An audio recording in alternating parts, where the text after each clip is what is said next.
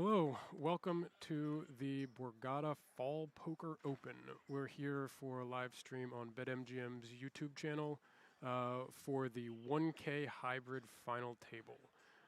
I am the blacksmith on MGM, Matt McNeil, joined by Two Flame David with me, and Love to Lose, I believe. Andrew Porter is going to be a guest of us for a little while as we get going here.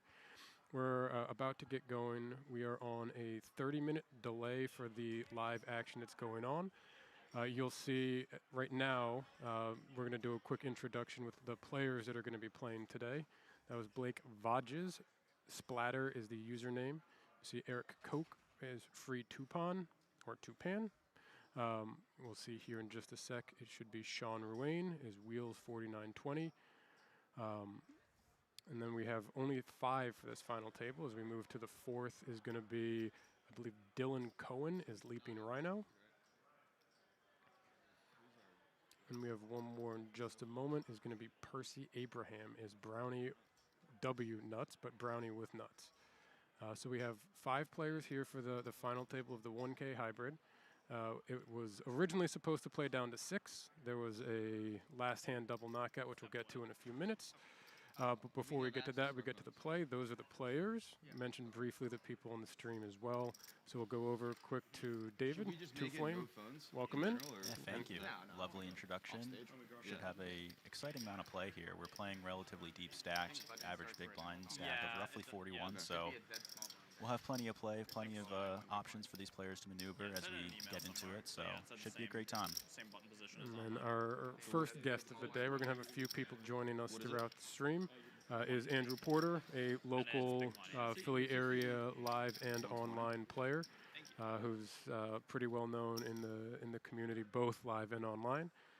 Andrew, thanks for joining us. Yeah, what's up, guys? I'm very excited to be here. Got 13th in this event, so a little disappointing, but this is a nice consolation prize. I had reached out to you, what was it, like the Thursday or Friday before this played online. The online portion of this ran last Sunday. So I reached out to you about maybe joining just because I thought you might be down here this weekend. And then I was following along throughout the day, and I saw you with chips. I'm like, well, there goes my guest. But yeah, I was hoping. I made a little run, but yeah, fell short. But I would say I'm happy. Almost happier to be here. Almost, yeah. So kind. Well, thank you very much for stopping by, especially because we know you're going to be playing the day 1 of the main event as well later today. So thank you for hopping in for a little bit before you do that. Of course. Should be fun. Looking forward to the stream, talking some poker. Looks like 5 good poker players, so I'm excited. Yep. Here we go right off the bat. We're going to go with the usernames to name them. Tupan with the King Queen suited. Right out of the gate with the raise. It'll be really interesting to see how the different chip stacks go to approach this. So Brownie with nuts is our chip leader going in, and he's on the button here with pocket 5s.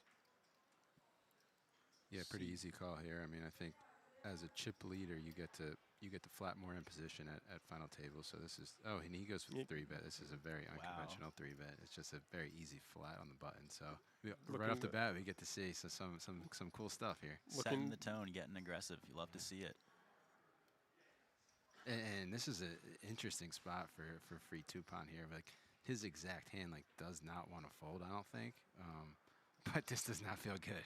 There's nothing that you feel good about. You could very, very easily find yourself dominated, and you're hoping for a flip here. You're hoping for like a queen-jack suited kind of thing where someone decides to try and step on the gas early. Yeah, if he's finding the 3-bet with 5s, I imagine he's also finding the 3-bet with ace-queen and hands like that he would be dominated by. Looks like he finds the call, and we're headed to a flop, though. 10, 8, deuce, 1 spade, so not nothing for FreeTupan, but close to it. It's exactly the flop you don't want for FreeTupan. Backdoor flush, 2 overcards, and now you kind of have to continue. Just enough equity just to kind of keep you strung along. Yeah, he's very uncomfortable. You could see it. He's like this. And the sizing, too. No, that Brownie goes half pot here. Sizing up a little bit very already. Unconventional at a final table. We're going to have some fun today. Yep. I think to the size he can just fold here, to be honest.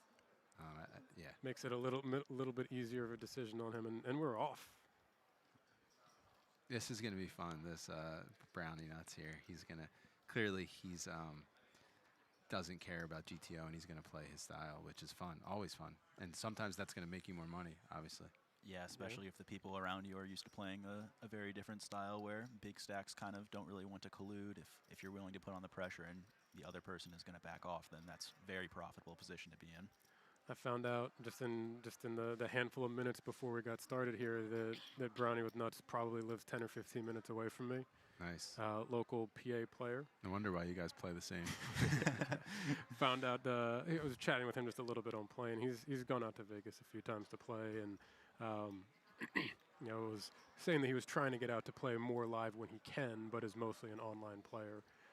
Again, very interesting just to see right off the bat, though. Not like you said, pretty simple flat for some people, and put his foot on the gas right away, and here we go. Splatter in the small blind, facing a bigger stack in the big blind. Going to probably want to play relatively cautiously. Yep. Finds the fold. I think it's fine off 17. I mean, limp or fold. Yeah, not much you can do.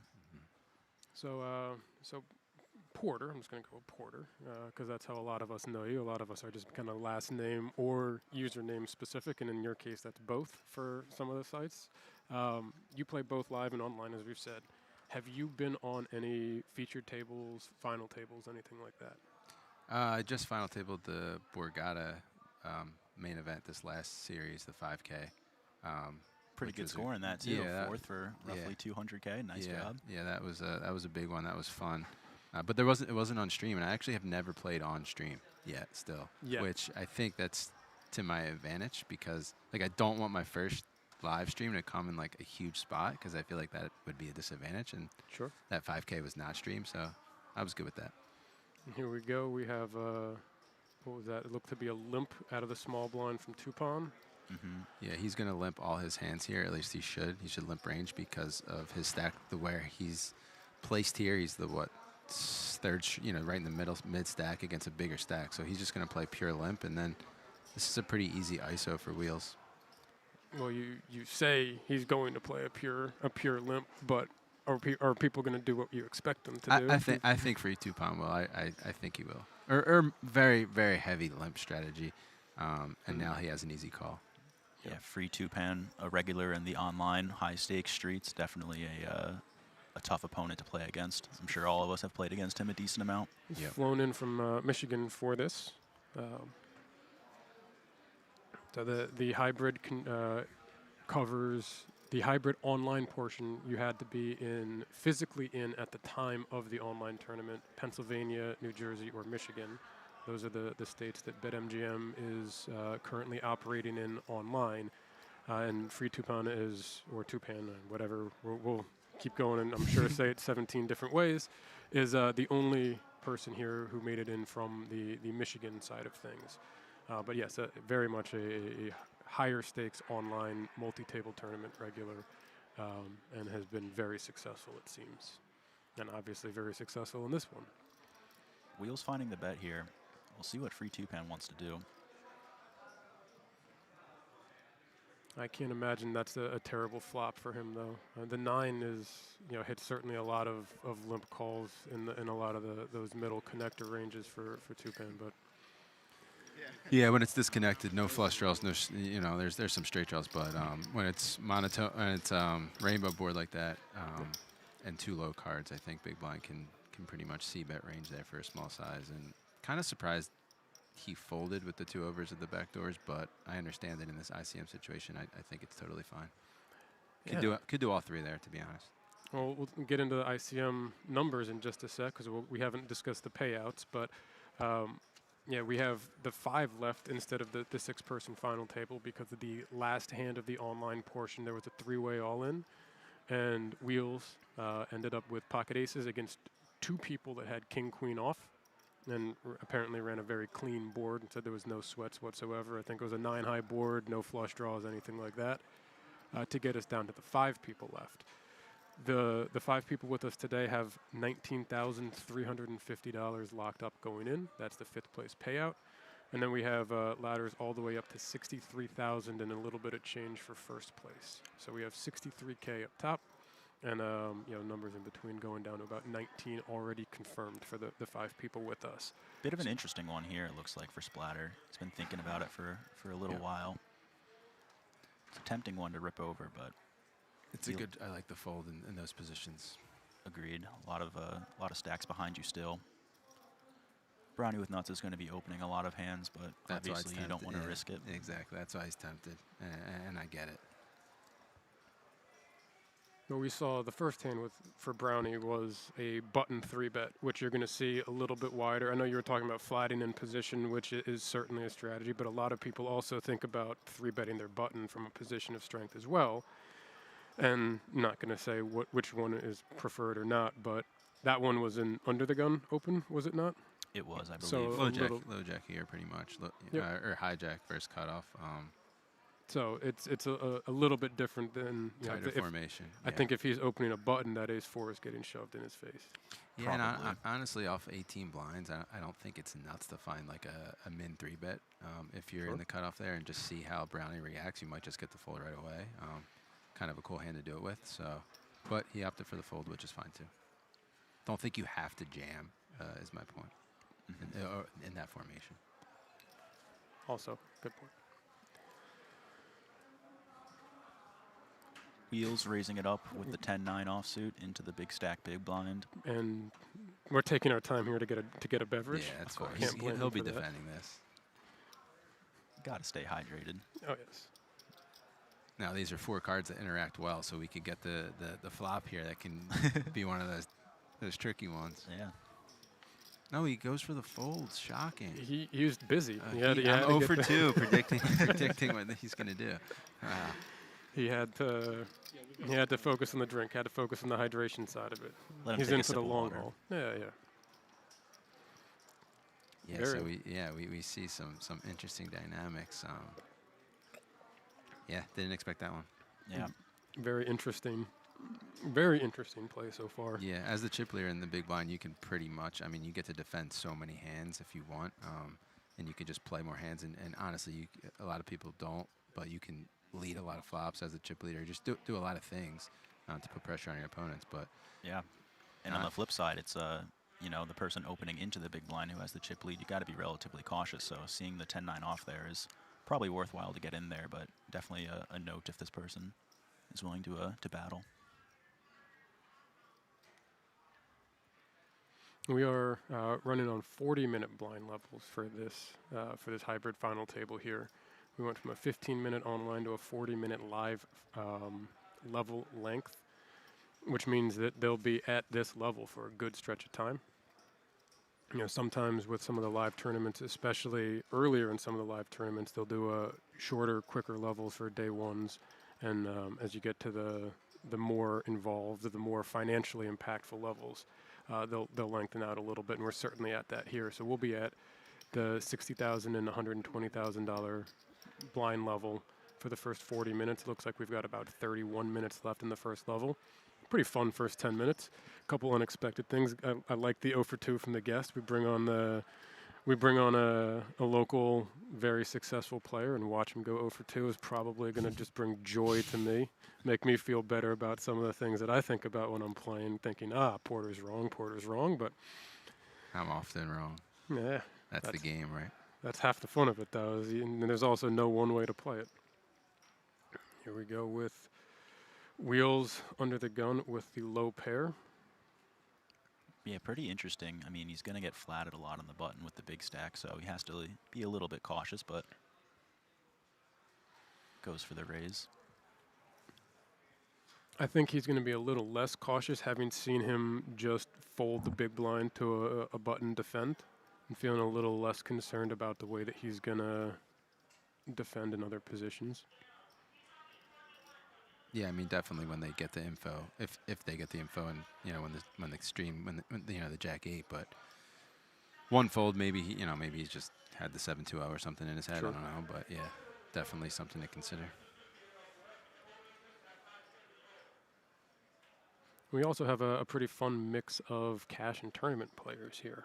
Yeah. I did a little bit of digging into a few of the different players that we have, and as we see LeapingRhino here putting out some raising chips with the ace-jack. LeapingRhino is one of our tournament regulars. This is one of the more uncomfortable spots when you're second shortest stack under the gun with 20 blinds and you have to open ace-jack. You don't have to, but you know, ace-jack-o, you probably want to open. Honestly, at a final table, you could pitch this. I think it's fine. This looks like a kind of a rough spot for him now as he's getting a count on the stack from wheels in the big blind with the big slick. They suited at big slick. Yeah, ace, king of hearts. Should go all in and fold, I would think.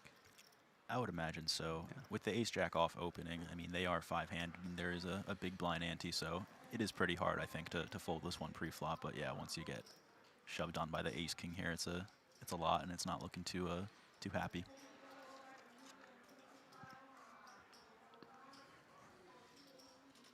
We'll see what he wants to do, though. Potential for a small raise, maybe. Yeah, I was going to say, you brought up before about the non-all-in 3-bet size, and obviously this is a different situation, different stack depth. What are your thoughts on the smaller 3-bet here for you, Andrew? I think it's reasonable, especially out of the big blind, because if he's going to take, you know, a lot of his high card, low card offsuit stuff and bluff them, you can have some value bets. Suited ace king, I like doing it more than offsuit ace king. Offsuit ace king, I'd be more inclined to jam. Suited, I think it's fine to go for the small 3-bet, but jam is also fine here. Which is what we see. Yeah, this is just a fold. It's annoying, but it's just a fold, yeah. He finds it quickly. Well done. Yeah, LeapingRhino, another person that at least I play semi-regularly online with. Definitely a strong player who knows what he's doing in tournaments, so should be a fun watch. I had asked LeapingRhino in the lead-up here just on some of his thoughts on the hybrid structure, and said he likes to get out and play live, really likes the hybrid structure, really likes the 1K structure, and had a lot of kind words to say to MGM for their satellite structure, because they have a lot of satellites running from as low as, I want to say, $2 to get up to the 1K. I know they have a lot of 10s to 100s, 100s to 1Ks. And I know he took advantage of that to find at least one, if not more, seats into the 1K for this, and certainly has turned that into a pretty good profit here. Yeah, BetMGM does a great job of creating those satellite structures, so whenever there's this 1K type of event that doesn't run so often, like every month or two, you can make sure you get yourself a seat, even if it's a little bit more expensive for your buy-in range. You can get in for I think I have in the past final tabled an online 1K that I got in for $10. It's a great life. It's a fantastic return when you can do that, and again, big shout out to MGM for giving those options for players that aren't looking to spend $1,000 for one tournament. Yeah, this was a great event all around. Not saying that just because we're on their stream, but this was legitimately a great event all around. Paul, you know, it was started 5 days ago. Paul's at the final 6 and final 5 with double knockout, and then you get the live FT. It's really a cool event. You get to highlight some of the best online players on the site too, which is always nice for everybody involved. Put some faces to names, or screen names, if you will. And here we go, wheels with a button raise. Now what? Now do I have to guess again? I'm going to go for 3 because I have not. I mean, this is a cool spot because you have the second in chips opening the button here, and the chip leader covering. So obviously it should go 3-bet fold, but wonder what size he goes. Should go 3-bet fold. What do you think we get? I think it does go 3-bet fold, but I think that means we see a call, right? Yeah. History. As Browniewnuts has the ace-jack suited here and is contemplating his next move.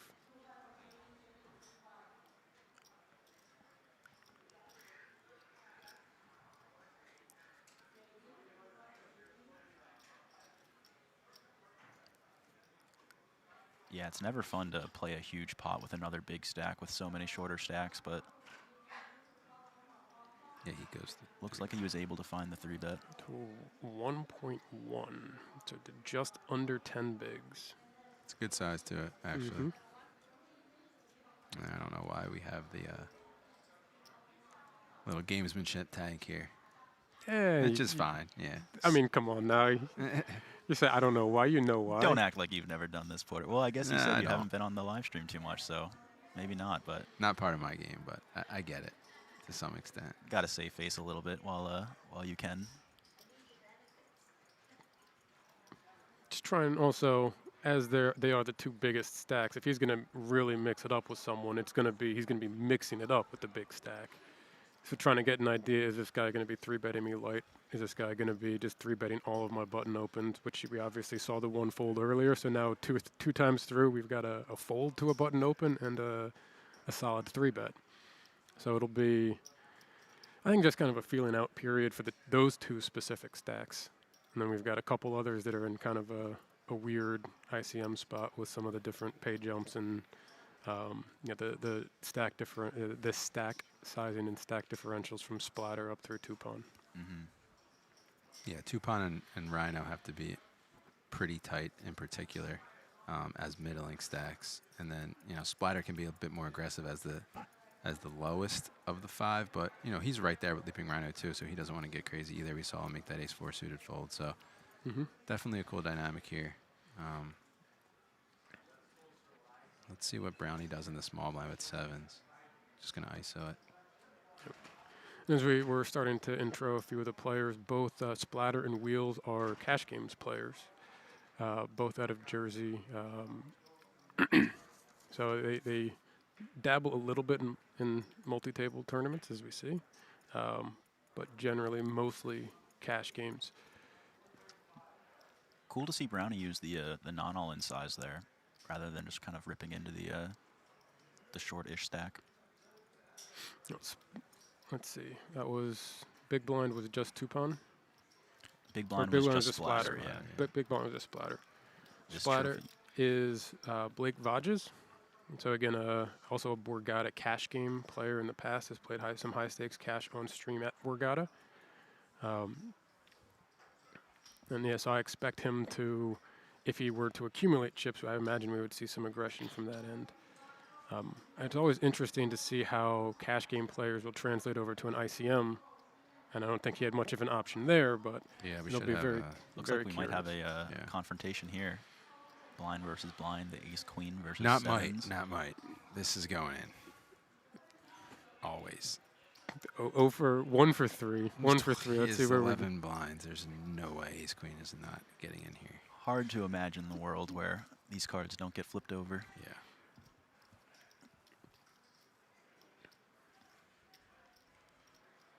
I wonder if he's considering limp as a trap. He doesn't want to jam, but I think jam is just best here. Yeah, I mean, obviously we see the sevens, so we know we're going to get the all in and the call, but the concern about the limp trap there is ace queen's not strong enough against some of the hands that are just going to check back. Like he's not going to get the rip from Tupan that some others might. That he might get from Brownie or from Wheels if it was that. Yeah, I mean, it's just two strong hands. Yep. Blind versus blind. It's a classic flip.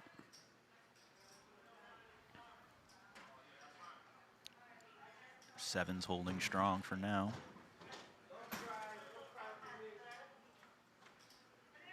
No change on the turn. And that's it for Splatter. Blake Vogdes out in 5th place for 19,300, I believe it was. 350. GG. That brings Tupan up a little bit closer to our top 2 stacks. Tupan up to almost 40 bigs, just shy of 40 bigs. And there we are, the payouts on the screen. You'll see the next one is about 25 grand for 4th. 33.5 for 3rd, 47.5 for 2nd, and the previously mentioned 63 grand for 1st. Yeah, pay jump's getting pretty substantial now. About 8K between 3rd and 4th, and about 14K between 3rd and 2nd. It's so like really tough for me. It's nice when people like actually tell you though. The people don't tell you, and you have to like look and just count forever. It's like, what are we doing here? Yeah, just taking way more time. You can tell that's an online player right there when they're talking about other people telling you chip stacks and instead of just being able to see it from the computer screen. It is one of the more annoying things in live poker when recreationals get offended when you consistently ask them to see their stack, but it's really just part of the game. You know, it's not. There's no disrespect. It's just like Just want to see how many chips you have. I want to know how much I would be at risk for. I want to know how much What's I stand my strategy? to win. My strategy changes, but they don't understand that, so they sometimes it can get personal. And I've been in that situation before. It's perceived as an ego thing. Yep. Oh, look at your little stack. That's a cute little stack you have over there. How much is in it? You want to know how many chips I have? More than you. Looks like Wheels finds the ISO with the 940, which is pretty cool. Yeah, good find. Especially with the big chip stack as well. You can put on a ton of pressure being in position.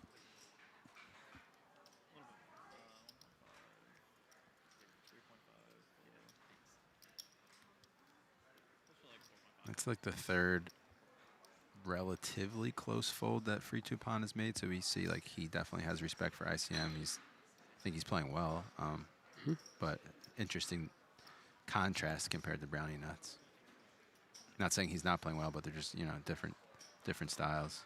Yeah, I mean, especially at this point with his stack kind of being less than the two big stacks, but substantially more than the smallest stack. He's got to definitely try and wait and get a ladder. Yep. I keep calling him Browniewnuts. I'm just ignoring the width. I think it should just be Browniewnuts. I mean, whatever's easiest for us, right? We're the ones in charge of the stream. You can say whatever you want. Yeah. Brownie with nuts does make sense. It's like a dessert. And it's also, with nuts is also a poker term, so got the nice little double. Double entendre. Yeah, play on words. No, I wasn't planning on coming. Now you're honestly going to play it? Maybe. Oh, I don't know. You didn't play yesterday? I like my online Sunday grinds. Oh, yeah, I feel that. But we'll see. I might get talked into playing one tonight. Sounds like you're going to get talked into it. Yeah. You're already here, you know? Yeah. How about you? Or are you going to play some live cast?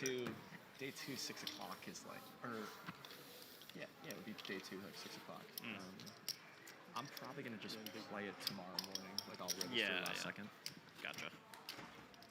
They're discussing the $2,700 main event for the Borgata Fall Poker Open that's going on right now in the same room, just on some of the outside tables, which is available for registration all the way through the date today.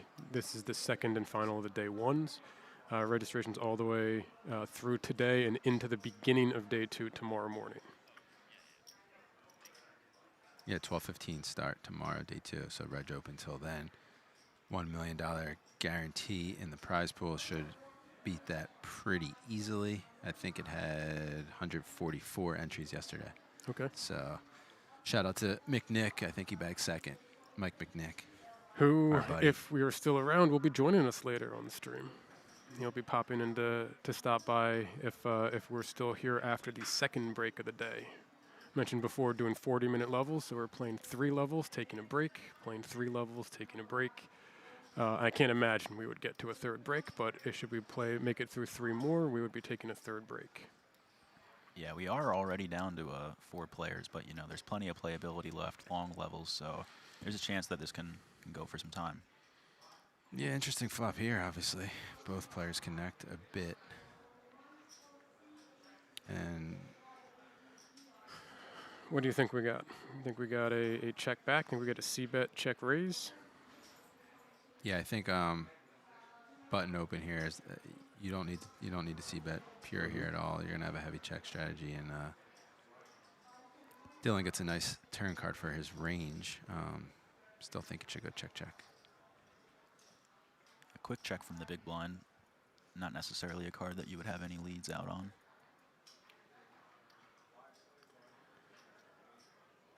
About the only lead I can picture would be a 9-8 kind of lead. Rhino with a bit of an interesting decision. Obviously a good card for his range, so maybe he wants to find a bet, turn this hand into a bluff kind of, or maybe shut down river. Or at least get rid of some of the things that, like there's a lot of one-liners that could hit him. 2 flush draws out there, 3 in a row to the straight, so it's not a bad thing even not as a bluff, just to not back yourself into losing to like an 8-6 or something like that. Yeah, the tricky thing with betting there is he obviously doesn't know FreeTupan's strategy, but if FreeTupan is checking that turn with range, you're going to get check raised a lot. So that's tricky. And honestly, he could have used his flush draw. I mean, that's pretty bad flush draw, but If he had something over the 5, I think then it changes a good bit. Yep. Or if he has 9-4 of clubs where he has the open ender and the flush draw, that's gonna get shoved on. Yeah, something with a little more equity to make a hand or hit a pair. That's good. Yep. As we see, that brings LeapingRhino right up to about 20 bigs. So our small stack on right around 20, which is, again, plenty of playability. It's definitely easy to get in pre-flop if need be, but plenty of playability. And we saw a fourth close call fold from FreeTupan there where, it was only, he bet 1/3, I believe, Dylan. So could have continued with that flush draw. I think call would have been reasonable. But he opted for the fold again, which just interesting to note. Yeah, definitely not a big bet, but kind of turns yourself into a nightmare scenario when when the imposition player, turns the flush draw and then you get stacked on the river when the club comes. It's not exactly what you want when there's a small stack out there. Another action flop. Wow. I don't think this one's going to be quite as painless as the last one.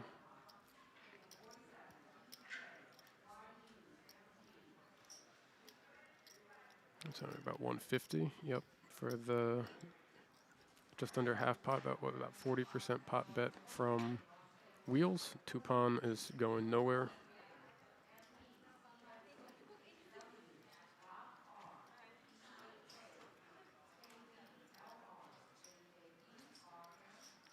Just a call.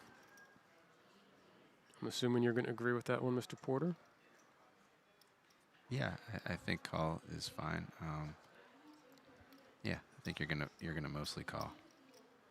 Don't think in ICM small check raise is terrible. You get to fold out a lot of hands and win the hand right away when he's over stabbing blind versus blind with a really wide range. But if he thinks Wheels might overdo it on the turn and river, call becomes good. As we see, Wheels is not going to overdo it, and he gets there anyway. Now it's real interesting because Tupan has the 9 of hearts, and Wheels checked back the turn, often indicating he didn't have the heart-heart combos. So now I think as Tupan, I think you have a pretty clear value bet, and then Wheels will put in the raise, and then it gets real gross. Yeah, having the 9 of hearts is going to be a problem if he wants to try to call any raise that happens here. I think it being the 4 that connects with the 3 deuce might save him a little bit. I think it makes it a little easier to get away because like a 5-6 could also take a stab at that. A 4 deuce takes a stab at that. He goes for this blocker size, really small. The 1BB.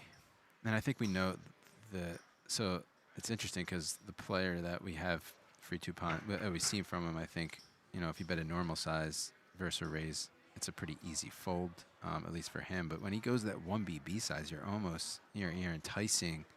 You're daring him to raise. Yeah, you're daring him to raise with a lot of stuff, and maybe he can even convince himself he beats some value. If Wheels ever has King 5 through King 8. Does Wheels ever do that with a queen? Right? Do you think Wheels will go in and make this raise with a queen or with a 4-5 or something like that? Yeah, he did. Quick call. He did. 1 big to just under, what was that? Just under 10 bigs, 10 roughly? big? No, just under 11 bigs because then he called an extra 10.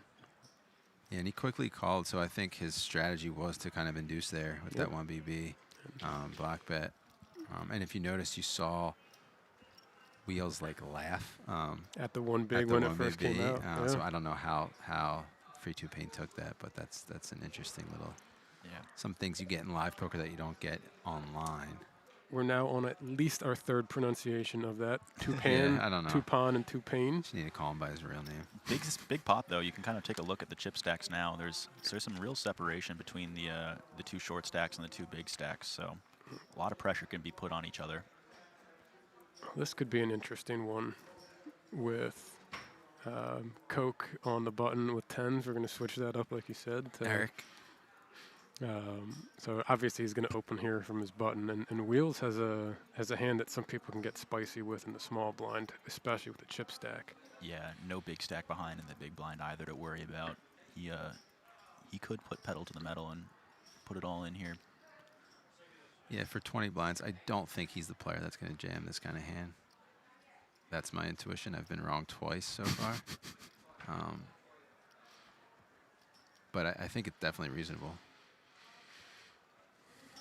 Has to make you wonder, too, if, you know, the induce with top pair and snap off a flush, if they're immediately going to tilt a little bit the next hand and see if he's going to open a little bit wider than he might have otherwise. So you wonder if that means that he's going to want to do the rip instead.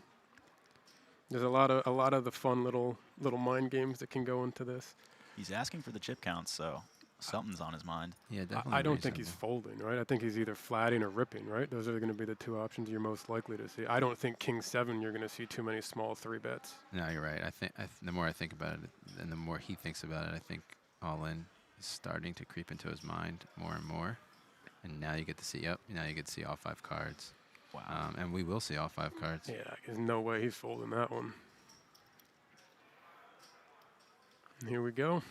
About 70-30 for Erik Koch here all in and at risk against wheels 4290, Sean Ruane.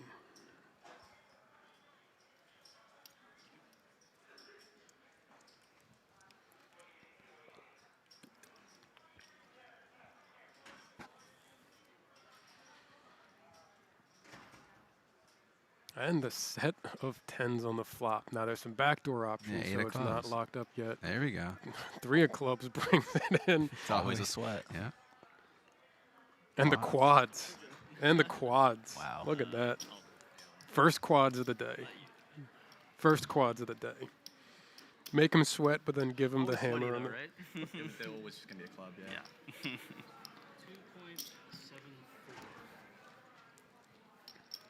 Looks like the players are having some banter, which is always fun to see at the final tables. Playing for a lot of money, but also just a fun environment to be around. So That's a big outcome for Percy there, because now he is the clear chip leader. Whereas, you know, now all 3 players, especially Sean and Erik, have to be really, really conservative here with a clear shorty. So they're kind of in a box here.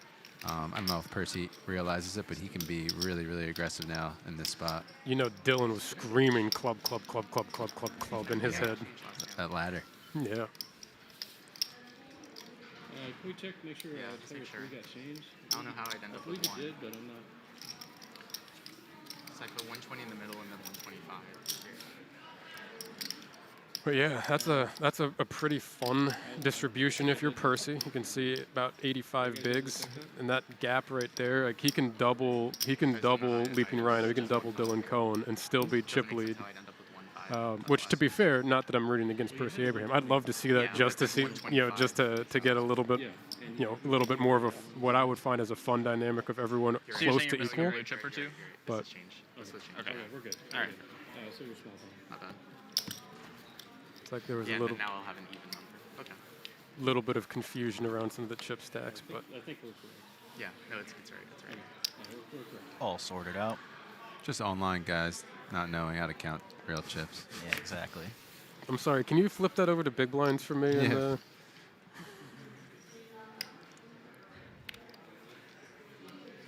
Clear open for wheels here, I would think.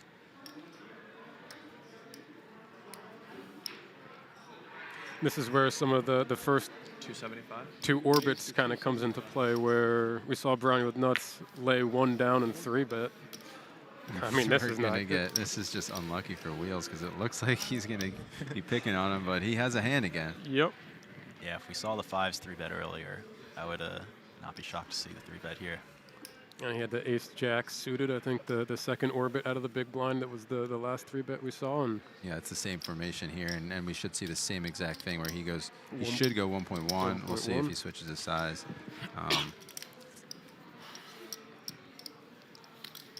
looks like it's going to be a little more.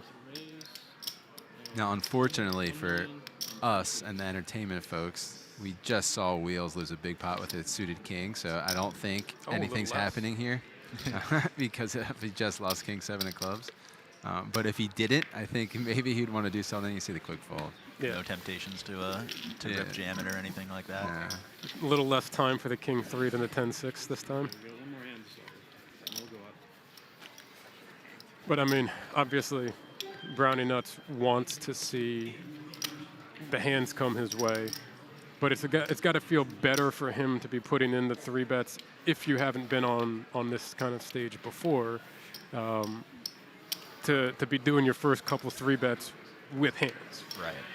You know, whether you like the 5s 3-bet or not, a button 3-bet with the pocket pair feels a lot better than a button 3-bet in this situation for the first time than like a 9-8 suited kind of thing. Before that, so A bit harder to play post flop. yeah. About 16 blinds here for Dylan. Just going to He go. just rips it. Yep. Looks like he's going to get it through as well. And that's a big pickup for him. You know, there's a big blind ante, and the small blind. Yeah. It's a 300K in chips. Not going to say that he needs to do that every orbit, but it's going to, if he can find those consistently, whether it's, you know, from a button with a suited ace or something a little bit more creative, not to knock that play by any stretch, that's going to keep him from getting into that really dangerously low stack. It looks like our blinds are just going up here. You'll see going to 80,000, 160,000 with 160,000 big blind ante. You can see the chip distribution of about 65 bigs, and that was even bigger for him to have picked up right before the blinds go up because he's now on 14 bigs, Right. you know, instead of 12.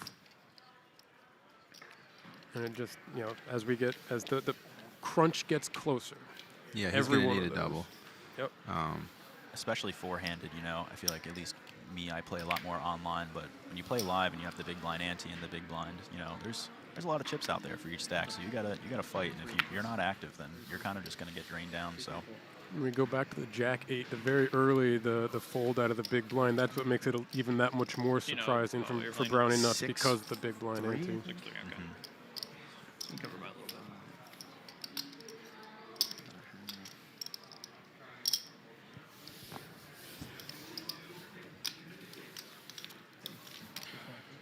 FreeTupan passes on the Yeah, fold. nice. Good fold from him, running into ace queen in the big blind. It could have been dangerous, but no 81, confrontation. 60, right? Yep. Yeah, let's see. Yeah, and something Dylan. I'll let them finish talking or counting the chips. But you know, Dylan should note that his 3-bet, his rejams are going to be super successful here versus Tupan and Wheels because of their stacks. Brownie can obviously call off a little bit lighter, but it's going to be really, really hard for Tupan and Wheels to call off jams here. So he should get some profitable spots here. Yeah, definitely chances to spin it back up. So one of the things, and I don't play live very often, I kind of want to get your opinion on this. One of the things that I find to be a little bit different live versus online, I feel like live people get are quicker to muck aces and quicker to run with pairs, and online you see a lot more different ace X going all in or calling all ins. Excuse me, online you see a lot more ace X going all in or calling all ins than you do live. And I'm curious if that's something that you counting live is actually just see, or if that's just my limited sample size. I'm so bad at I keep it. thinking. Yeah, I'm I wrong, don't and think just it's count it something like I 5 times in a row. Same. know for sure. Yeah, Probably there's just more a something little bit about player online, dependent, the, like, but bird's eye view of the prize pool, bird's eye view of all the big blinds. a lot of just the makes it offsuit so much ace X, easier. you know, from the big blind like to legit, like, rejam. forget how to play maybe cards. you're seeing that Sometimes online, a little more studied Yeah. players in terms of theory compared to live, where players maybe don't want to get it in as much. You know, it's much easier to bust online. You get the quick rebuy, just click the button and get back in there. So maybe the live guys are a little more hesitant. But, you know, a lot of times, you know, Solver likes to jam those ace 5-0, ace 4-0, rejam those spots. Those hands are really good for it. So We have three This is an hands here that interesting we one. could see playing at some point, depending on how the action goes. LeapingRhino, small stack, small blind, Jack 10 suited. yeah, I think this feels pretty good for him. You know, wheels should be opening pretty wide on the button, and he should get a lot of folds. Jack 10 suited does decent when it gets called versus ace queen, ace king even. Yeah, so he's just gonna commit. Yeah, a bit of a tough spot for Wheels here. Yeah, like I said, I mean, this is just a very profitable regen spot because even with a hand on the button such, as good as king, queen offsuit, it doesn't feel good because if he loses an all-in here, the script really flips and you become like 1-9 to start. They're kind of like even in chips almost. 12 bigs. So it doesn't feel great. But he's gonna call. He's gonna go pretty with it, quickly. yeah. I was gonna say if he had the ace-6 in that similar spot, he's getting in with king queen in a 40-60, and it's still not a terrible spot to get it in. Just you're behind going in against a lot of the hands that are ripping. There's the jack for LeapingRhino. Still kind of a fair fight. He was right. Still kind of a fair fight. Wow. Still kind of a fair. Still kind of a Wow. not quite as fair, but still kind of a fair fight. And the club. And just like that, dynamics completely shift. Top pair to top pair versus gut shot straight flush draw, flush on the river. Like live poker's rigged, right? Rigged for action. Something like that. Yeah. But that's, you were saying, it's exactly what Wheels doesn't want. That's exactly what LeapingRhino needed. That's exactly what makes our day a little bit more fun, because now we get a little bit closer of a chip distribution. But the danger with the king-queen there is, you lose a hand, you could be ahead, you could be behind. You lose that hand, it's now much closer. I'm not saying that it was wrong to call king-queen, obviously results-oriented, but I could understand how some people might fold that. Yeah, for 13 blinds, it's hard to fold king queen there, especially if he has respect for Dylan. But he called pretty quickly. But yeah, I think it's fine all around. Just one of those situations. You got to win those hands. Now Dylan's right back in it. We see clear chip leader now and 3 pretty even stacks below him. So that dynamic gets even more magnified here. Yeah, maybe we'll see a little bit less of the pre-flop all-ins. Obviously, Dylan's still with a stack that can rejam versus some opens, but we'll probably get a bit more post-flop playability. So maybe we'll see some flops and turns. We haven't really had the opportunity to see Browniewnuts really try to be aggressive because we've had a lot of the short stack play. We've had a lot of very clear opens.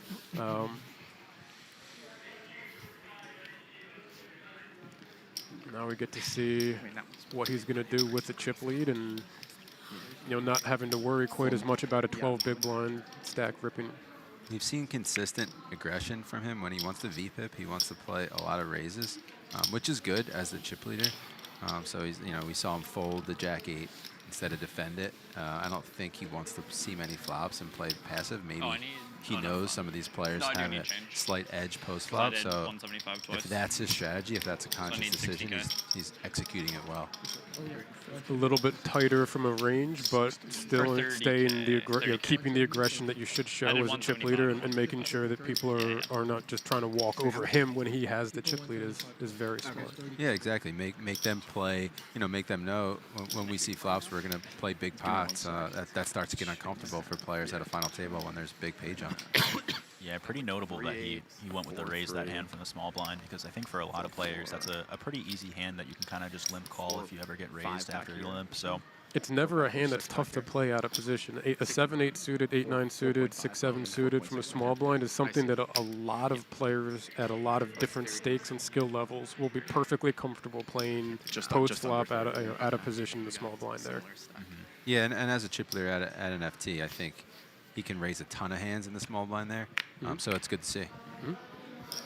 One of the ones that you could fall back into a crutch of playing a little bit safer, a little bit smoother. He stayed with the aggressive line.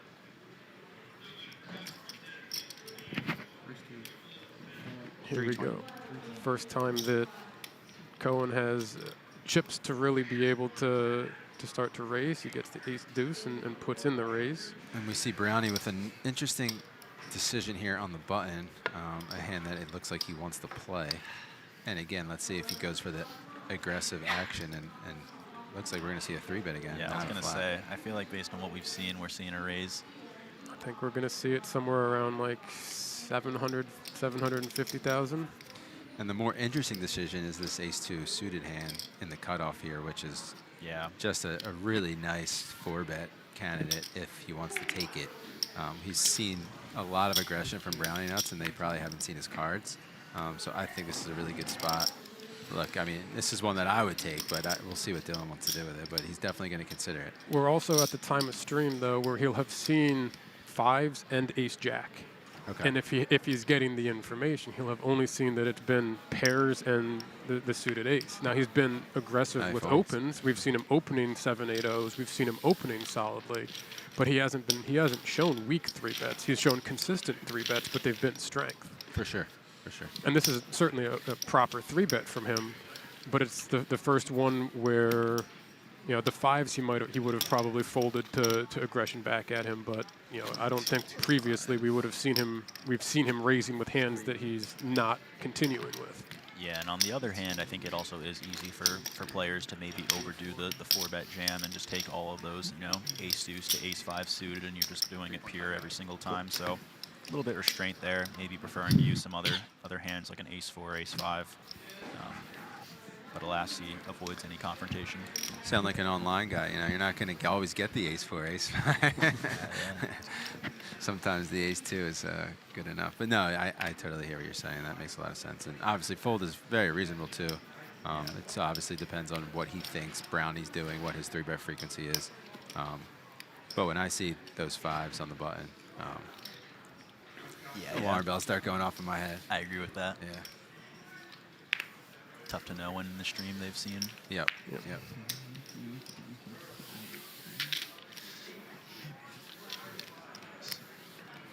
Another raise fold with the ducks.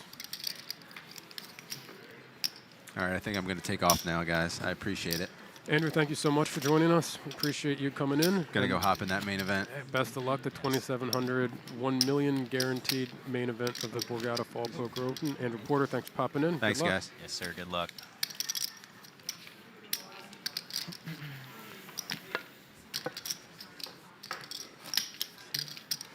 So, David, it's just you and I for now. We lost the crusher of us. We lost our ringer for the moment, but we have more coming up as we get through, and I believe we have the rest of this level, one more before break. As we get towards that break, we're going to be joined by another crusher. Too much, right? And you know, hopefully someone who can be a little bit more accurate than Mr. Porter was with his predictions. Bum. No. 5,000 more. Respect Yes. for him for trying. Yeah. You put 180, yeah. I mean, we also sat down, and it was the first couple hands. You never know how people are going to react right as they're getting going at the beginning of the day. Exactly. But we are four-handed. You can see 3 relatively close chip stacks and our overwhelming chip lead, Browniewnuts. And a disciplined fold out of Tupan there. Looks like he wanted to open that a little bit. He hasn't been too active as of recent, so definitely wants to get in the mix. Yep. Surefire open here for wheels on his button. Wow. Every single time. Every single time. I mean, I guess his name is Brownie with nuts for a reason, right? He's had the goods. Big all in. Interesting. Very interesting. I think that is 25 bigs effective or so. Something like that. And that's a little bit. It's big, but you know, I don't hate it against some players who you may not think are, you know, raising over your not all-in raise with some of the hands that they should be, or theoretically should be. So, you know, potentially there's ways that he could perceive it, which may lead him to do that. But yeah, that is a big jam for Ace King. The offsuit out of position is one of the things that you'll see a lot of people feel a little bit less comfortable playing post flop, which is where, you know, again, kind of the smaller 3-betting size comes in, where you can find the button flats behind. So I think the Ace King is I'm going to get it in here, and if you're going to call it, you're going to call it. If you're not, you're not. Yeah. I think kind of what Andrew was saying a little bit earlier is, you know, the 3-betting and some of the aggression and the raising from the small blind with the 7-8 has been maybe not wanting to play post flop. And you know, I'm not going to knock someone for that. There's plenty of times where, you know, you're in that spot and you're just I don't want to get called by any hand and watch the flop come 10-9-8 and I'm out of position with ace king O. So I can understand that. Yeah, I mean, if you're playing against some very skilled players, reducing the number of decisions that you have to make is usually a good strategy. Yep.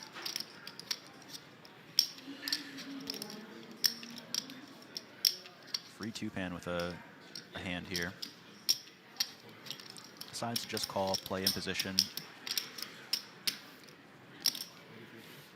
A hand he could potentially raise over it as a bluff, but Well, he's second in chips now, so I don't think we're going to see a whole lot out of that there. Right, yes.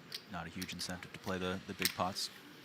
This is an interesting one. We saw almost a very similar spot before when he had the king-queen with the over and the backdoor flush. This time he's in position, though. Yep. And slowed down a little bit from Browniewnuts.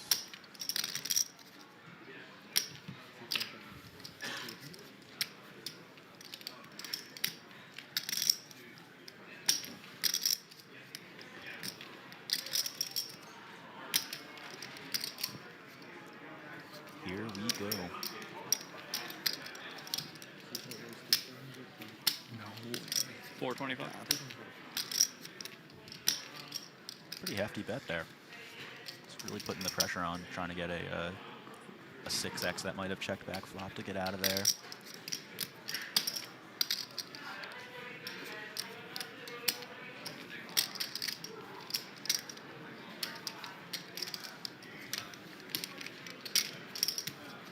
The question becomes, what is Brownie raising? We haven't seen him slow down at all. We haven't seen much post-flop out of him yet. So the question is, do you think Brownie is going to raise pre and then check back the flop when he hits? And we don't know that. We don't know that out of him. Yeah, maybe a slow play king, or after the check. He's willing to value bet a queen, but feels like a bit of a big size for a queen to be value betting there. I think Tupan is definitely a strong enough player to check back some king X if he has to. So. And he had just enough strength where you could convince yourself Put in these. that you think that if you think he's full of it. If you think that he's raising aggressively, he has enough and the deuce coming on the turn to potentially have decided that his ace may have been good enough. But he gets away from it, and we move on to the next.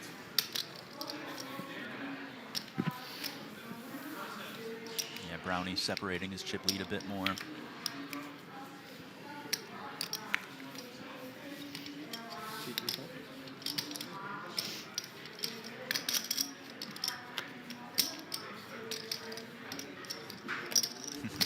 See it in his eyes there. He wanted to open that hand badly, but 3-7, 2-5. there's also a decent amount to be said to showing some folds on the button, just so the other people around you're not just raising any two cards, so you're not punished as much. Just a call. Yes. You're good.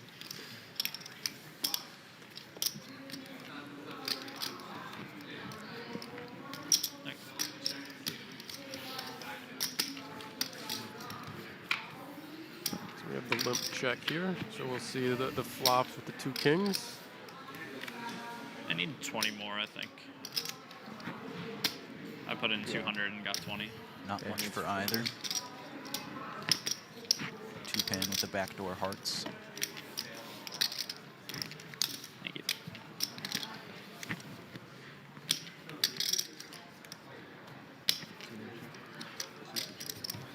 Quick check back. And we see the 7 of hearts.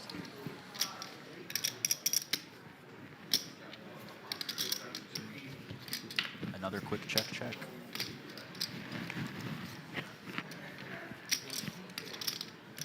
Interesting how that's perceived. Maybe showdown value heavy. They both have showdown value here. They do. 160. You guys can get cold.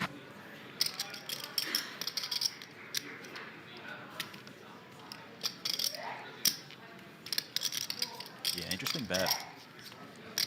Kind of trying to attack the quick checkbacks. Doesn't think he would do that with anything of super strength, but Plenty of bluffs to be had on this board as well.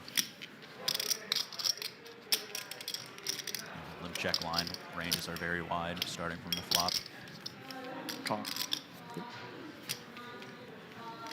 The 9 will play. Call. Call. Announces the call and it is surprise to win. That's a funny hand. Yep. Good call though. Yeah.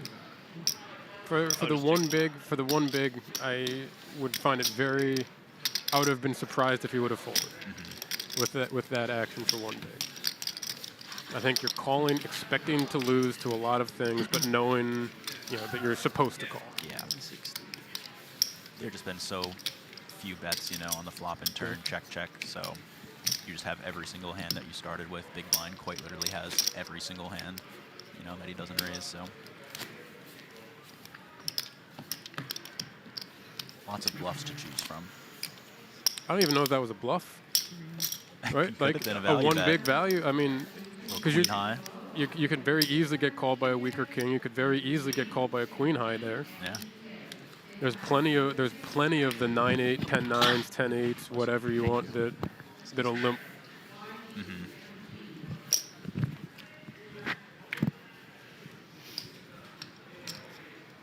All right, here we go. After seeing Brownie fold his button, we've seen him open similar hands before, so almost guaranteed. Yeah, this one's not going in the muck. Nope, as he should be. You're going to see him the 10-9 open. Should get a defend here, I would expect. Kind of an interesting hand to potentially raise too. Maybe not all in per chance, but also an option. But I think this is also a hand that if you think the chip leader is going to be opening way too wide, and probably not flatting enough when you 3-bet, then yeah, take advantage. All in. There it is. Finds you get the the rip all-in and you jam. get the fold, and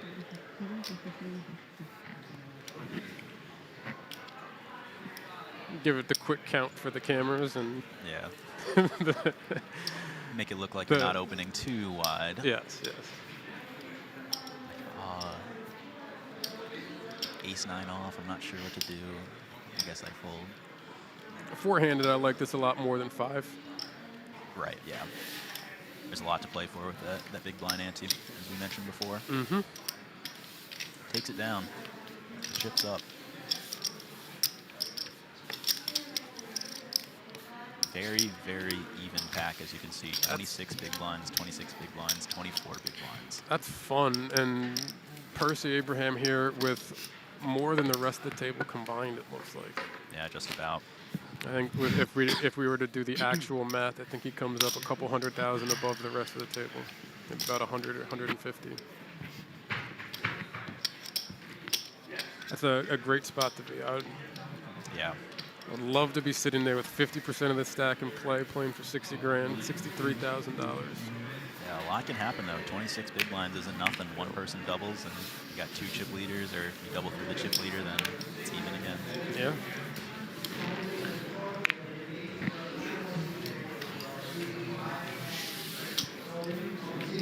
Brownie gets the walk. Yeah, this is such a great spot to be in. Those we were saying earlier with ICM, and now to be fair, I mean, we have the benefit of seeing some of the hands that are walking him in the big blind, but Right. he's going to get a lot of. I don't necessarily think that they're going to respect as many of his raises. Like we just saw, the ace-5 is going to be ripping there, but I think we're going to see a lot of very measured play out of our other 3 stacks. Certainly so. You have to tread with a lot of caution, just given the situation. Everyone is so close to chat stacks, you don't want to just give it away when it's so easy to just get 1 ladder, 2 ladders.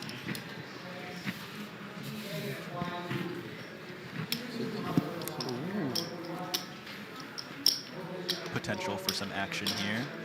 I imagine we're just going to see the 3x raise that Brownie's been going with from the small blind. Yep, and I can't imagine Tupan will not continue with this one. Yeah, not really a hand that you want to jam, I don't think. No, I Plays think really well in position. Just defending. Yep.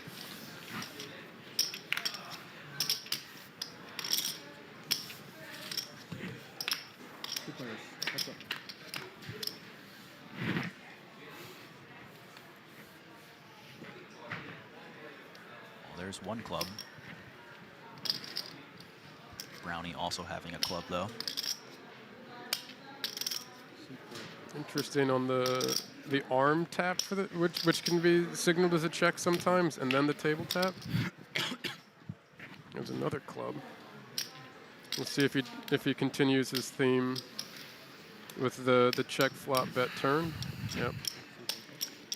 Thanks. I wonder if Tupan picked up on that. You see the little hesitation with the checks there. Yeah. I think Tupan I'm surprised he didn't bet that. I think Tupan takes that with a bet. And now 5 pairing on the river.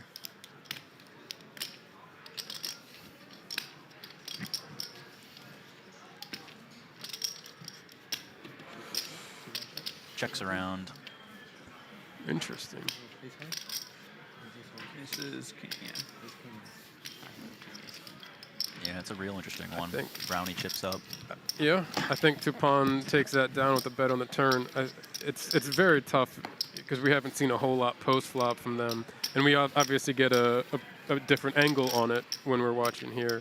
Right. But it was interesting to see the hand, the check on the arm before the check, and then kind of the little hesitation before reaching for the turn check. Yeah. But it wasn't a hesitation towards chips. It was a hesitation towards his own arm and towards the table. As a result of that, I think something tells me Tupan might have called a river bet there if one were to come out. I think I was actually, before he checked, I was just thinking you could now value bet that river when you talked about the 5 pairing for that exact reason.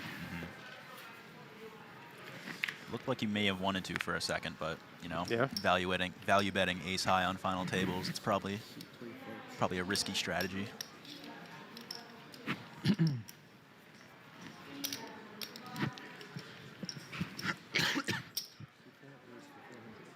Well, we're in a similar spot as to what we just saw with the LeapingRhino, the Cohen rip. Yeah, now both the small blind and the big blind having the similar hands.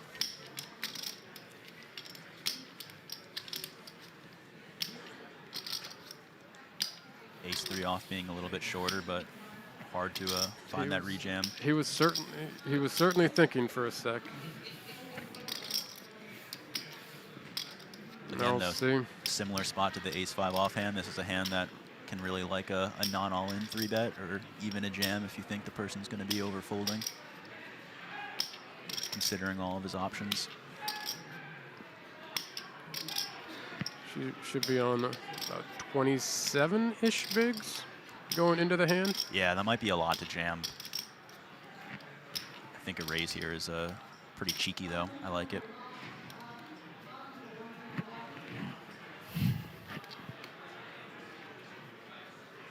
I think he's going to go all in. That's my guess.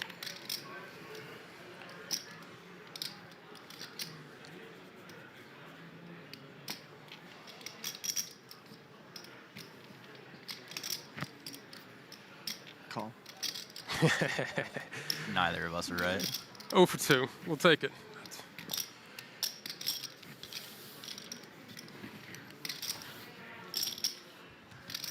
Two-player, heads up.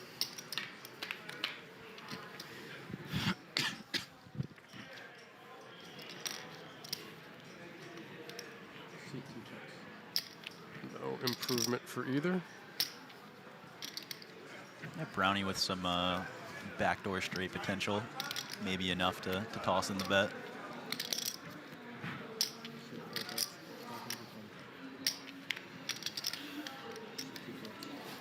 Gets the quick fold.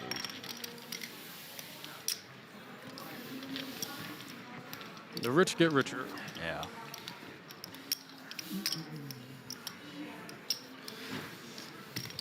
Just seems like slowly and slowly Percy stacks just inching up and everyone else is inching down. It's been a very, very productive level for him so far. Yeah, 3-6. Yeah, we're all pretty close now. Yeah. 3-4, a little more.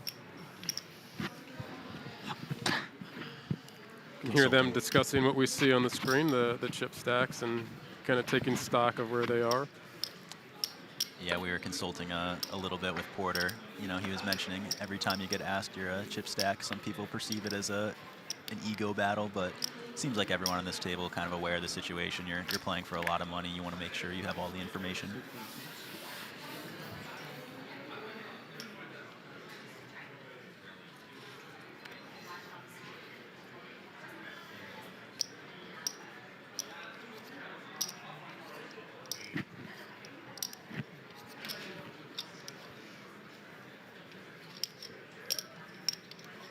It's looking like raising chips here from Wheels.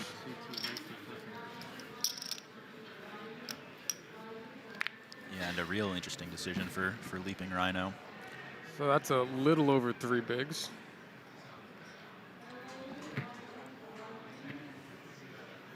I think he's also checking the clock because I think we're about to go up another level. We don't have the clock visible to us on the stream here. Could kind of see the edge of it, and I think they're about to be going up blinds. Yeah, this is a weird one. I mean, you have an ace that you can play in position. That's definitely enticing, but that's a big raise for a relatively shorter stack, so. I could easily see the rip. I wouldn't hate the rip. Yep, wouldn't hate that either.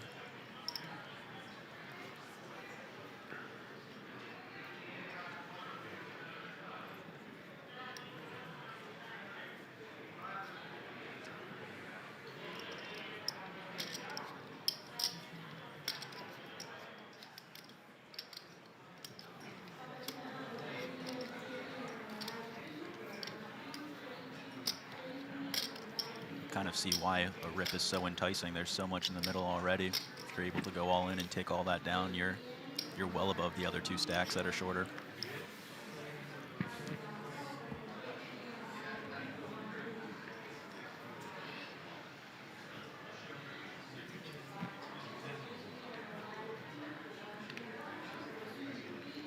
It's interesting for me watching his reactions here. He's just going to call. Yeah, a lot of deliberation. See if Wheels caught up on any of that and see how he perceives that. Both of them with the gut shot. Wheels picks up the double gut shot. LeapingRhino ahead with the ace high here on the 9-8-5. Nobody with flush options. No diamonds out there for Wheels. So another fun flop. I can't imagine it's going to get too crazy, but we will see chips going into this pot. Yeah, I feel like this is pretty attractive for Wheels to try to bet. And if he gets raised, he can pretty happily fold his hand maybe, depending on the raise size. Probably not for a small raise, but. 350. 350, so what is that, just over 25%, close to 30%? Something like that, and I mean, having the gutter in your hand. It's so much easier to do the math when the computer does it for you. I know, right? We need calculators out here. That's a really interesting one here for LeapingRhino, for Cohen to contemplate.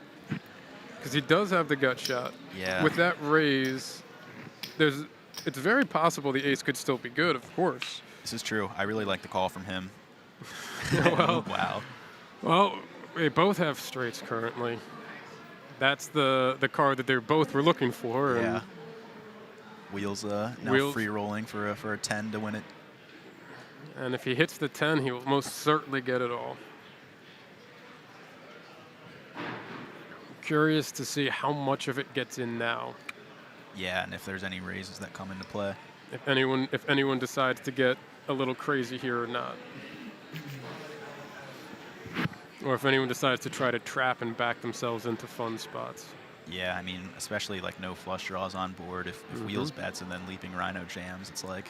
I mean, it's easy. That's what we kind of expect to see. But I'm curious if we get anything different. 725. That's about 40% of the pot, something around there.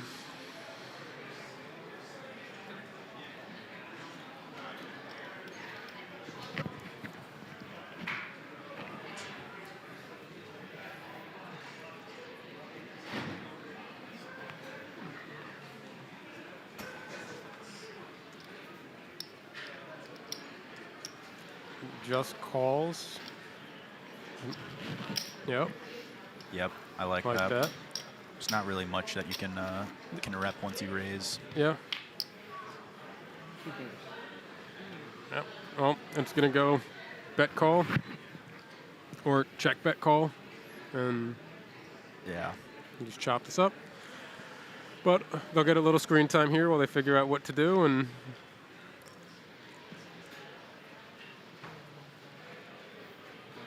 we'll end up right back where we started.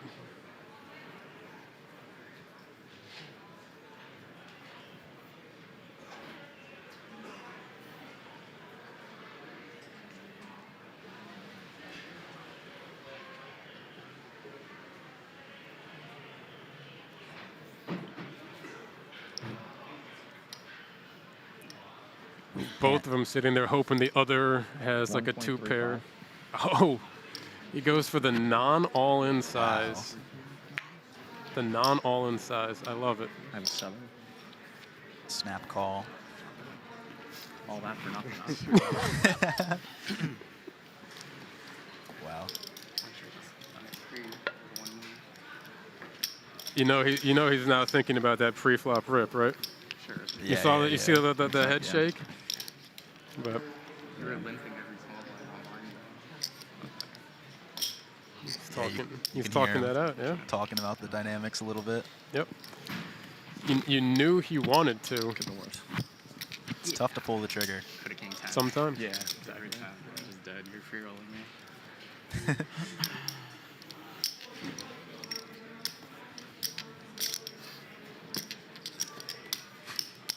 Good call.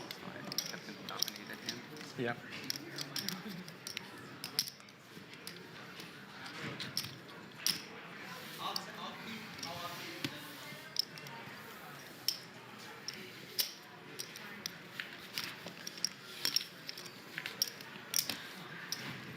We've done some pans to it in the past, but you can see that trophy in the background behind the players is what Tell you, they're wasn't playing thrilled for. about that hand. Right. One of those. Pointing over to the FreeTupan. Oh yes. He was expecting some collisions. Maybe he can get a pay jump for another 8K, but no, sir. Still in the mix. And still 3 very, very even stacks. And that makes it easier for me.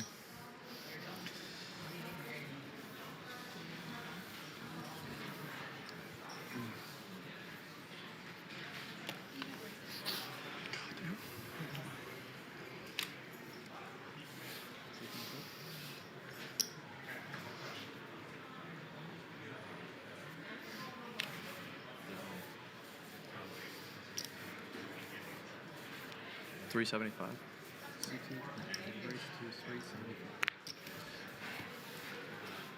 Bit of an aggressive open here from Wheels, especially into the chip leader. Maybe just had the spidey senses and he knew he had 7-3 offsuit. We were going to get a chance to see just how crazy he could possibly be, Yeah, but yeah. Didn't take any bait there. no. No, no, no. Interesting there. Yeah, Sean's playing a lot of hands. Yeah.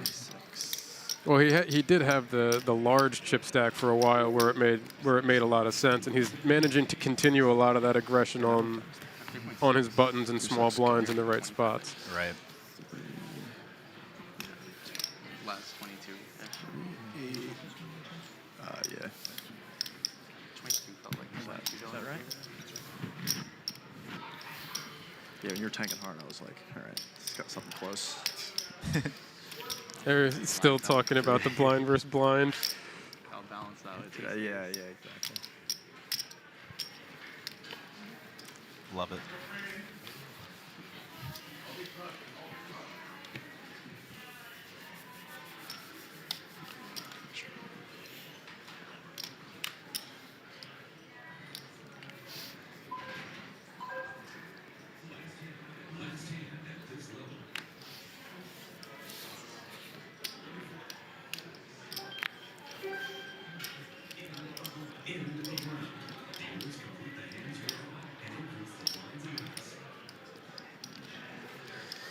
Threes, 320. Very interesting hand here for Browniewnuts in the small blind. We'll see how aggressive he wants to get with this. Yeah, this will be a nice test. Yep. I think this is a pretty good jam, just for the reasons being that a lot of the hands that the button is going to open include an ace. So kind of jamming these suited, connected hands that have a king or a queen often perform quite well against that. I believe I heard this is the last hand of this level as well. So the factor in the blinds going up, and we could see He opts for just the call. This is where the big blind ante comes into play. Right. We're 2-pan now for 1.5 more bigs with an 8-7. Might have to come along here. Yeah, online this would very much be a snap fold probably, but with the big blind ante in play, there's so much in the middle. You know, 160 to win 960. That's quite enticing. And we haven't seen Brownie flatting before. And obviously 2-pan would have position on Brownie as well. It'd Yep. be worthwhile. A lot of factors to consider. Does let it go. Yeah, seems like a good fold. Perfectly reasonable. Just very much understand coming along with the big blind antes in there.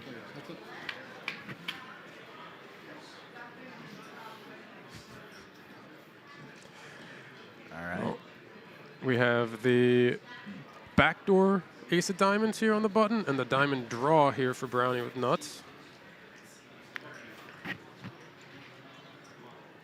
Having not seen Browniewnuts flatting before and intentionally looking to go to a flop, I'm not surprised at all that we see it check back. Yeah, that's a board that would probably hit the small blind flatting range relatively well. I don't know. I honestly, I don't know with his play what small blind flatting range I'd give him. This is true. I'm imagining some of that middling to low suited stuff, or some of these pocket pairs maybe. But We already seen him 3-betting the fives. We him. saw him 3-betting the nines. Now the fives was on a button.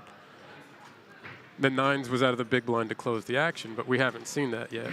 Not at all surprised to see Brownie here betting half pot with the made flush, and certainly not at all surprised to see LeapingRhino come along with the nut flush redraw. Yeah. I mean, this could get interesting quick. We saw the 10 of spades. He got all in, and you could see the immediate That's a reaction. 1.5x pot jam, I believe, or maybe a little bit less than that, but definitely over the pot. He's repping a strong hand, a flusher, a boat.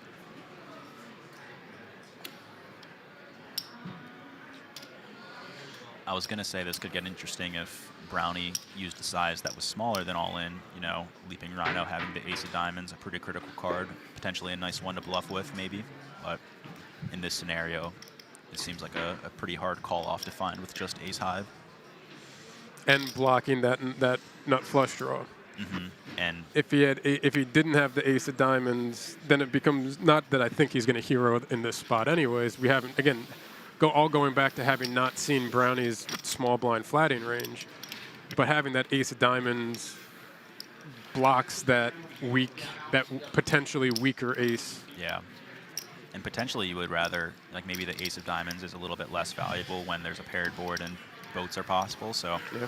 maybe there's other Alright, so one we're pair up to hands that you 200, can I have that block the boats. Finally, we can count easily. Dude, Number of big blinds. Blinds going up, though. You can see these stacks are getting smaller, especially these shorter stacks, 14, 16, 21, before we were hovering in the mid to 20s range, 25, 30-ish, but we're getting short, and this has 2.8 over the there. opportunity to go quick. So we've got 48 minutes, or 48. We've got 40 minutes till the break. And with that chip distribution, depending on how it plays out, it's very possible we don't even get to that. Yeah. 2.8, you said? Yeah. That 14. And you're at like 4, right? 3. 3? Yeah.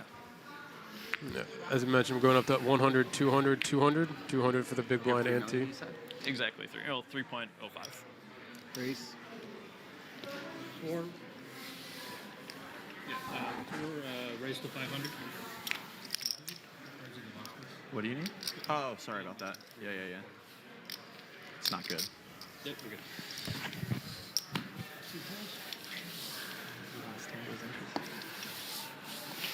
What do you look at the more? fold? I think so. That's 3, 3, 6, 3, 3, 4, 3, 5, 3, 6, 3, 6 plus this. Cool. Thank you.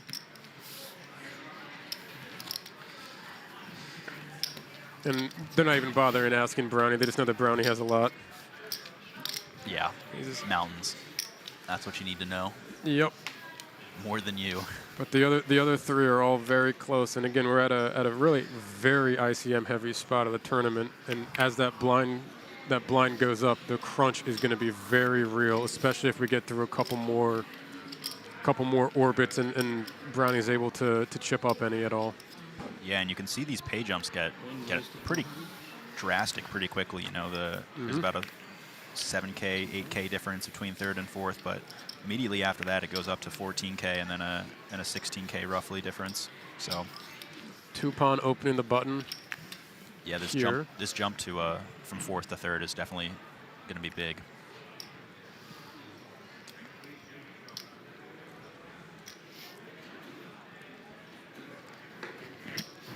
See Cohen defend here with the 10-6 suited. Wow. Well, that's a flop for us right there. Cohen flops the top pair with the 10. Tupan 2 overs open-ended. Yeah, and obviously playing relatively shallow, so this top pair 10 is pretty strong. But Checks Tupan finds back. the check back. It's a disciplined check back. With that much equity, I could very much understand the desire to want to bet that flop. Yeah, it's easy to kind of tell yourself that you can just throw out a bet. If you get raised, you can stack off. You know, you can hit your queen jack or any of the straight outs. You still have so much equity. Like you don't, if you don't feel like you want to take that kind of spot, that's the kind of spot that you take if you feel uncomfortable with where you're at in the tournament, I think. And I think Tupan has shown the willingness to not press the gas in these spots today. Right, exactly. You know, they're very close in stack Pretty sizes. brutal. He's recognizing the situation. And he finds the fold. Cohen pots. Was that pots on the size on the flop or on the turn there? Something like that. I didn't get to see the exact size, but I think it was a pot-sized bet on the turn and a very disciplined fold again. For my hand. you can see him kind of complain about that. Oh yeah. It is annoying. I don't blame him. Yeah. Once you're facing pot, though, you know, you have your straight outs. Maybe your pair outs are good, but even then, not really great. You're just not really getting a good price to get there. Here he is with ace-8 on 13 bigs. He's going to open.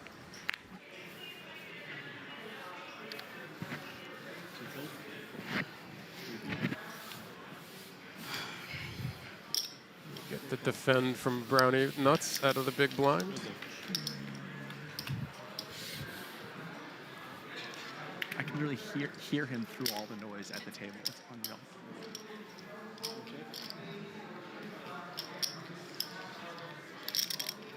3 clubs on the board. Brownie with a club. Tupan without. But without one, he still finds the bet. Yeah. Very interesting spot for Brownie because he does have the equity with the club, but it's not high, and there's not a whole lot else. He does have a backdoor straight draw.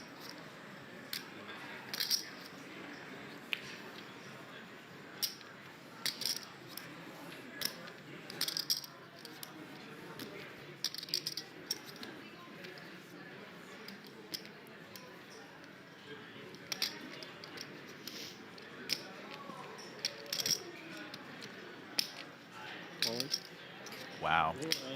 I like the aggression. What a jam. It's a weird spot, right? He's got enough equity there to not want to fold. But a call, you hit a club, it puts you in a tough spot. He's going to fold out better hands for sure. I mean, he's going to fold out better clubs. Yes. Certainly folding out a lot better hands. He's going to fold out some made pairs. I don't think he's ever folding out any king that's opening there for sure, but he's going to fold out pairs. He's going to fold out some better clubs. Yeah.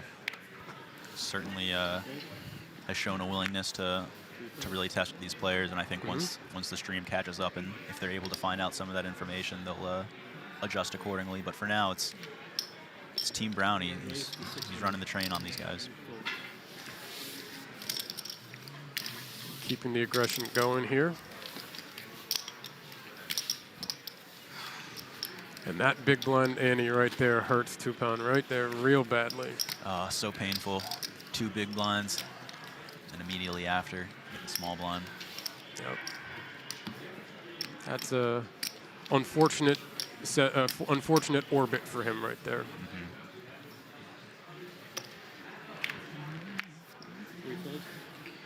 Yeah, starts to really differentiate his stack from Wheels and LeapingRhino. Raise to 500. Forces the other 2 to play a bit more tight.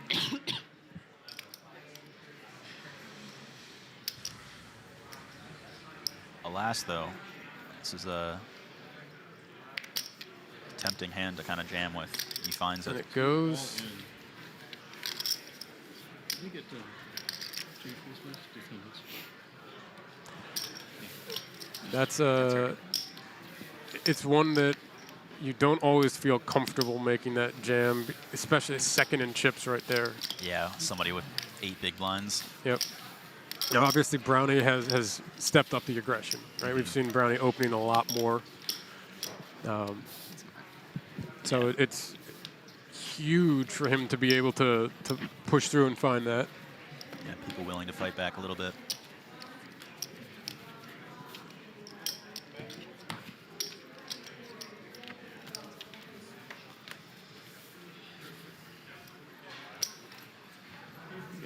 Like 2, 2, 6. Got a real hand for Brownie now. Raise. Ace 10. Raise to 500. One fold. 2 fold. 1, 2, Gets it through. 5, 6, 7, 2, 8.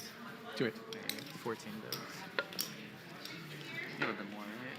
You're like 20 bigs, Steve? 4 now? I have 4.1, I think. Okay. Yeah.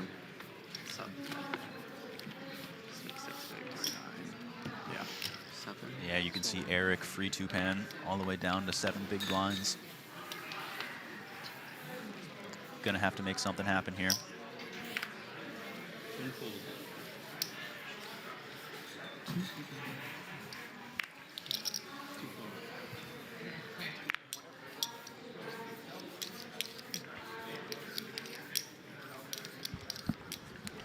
So we talked a little bit earlier about bringing on a guest after the first break, but that guest has gotten here just a little bit earlier and very, very prepped and punctual, which is always nice to see. And considering the stack distribution and the stack sizes, we're certainly going to bring him in early to make sure that we get him on just in case, for whatever reason, we don't make the break if things were to end quickly.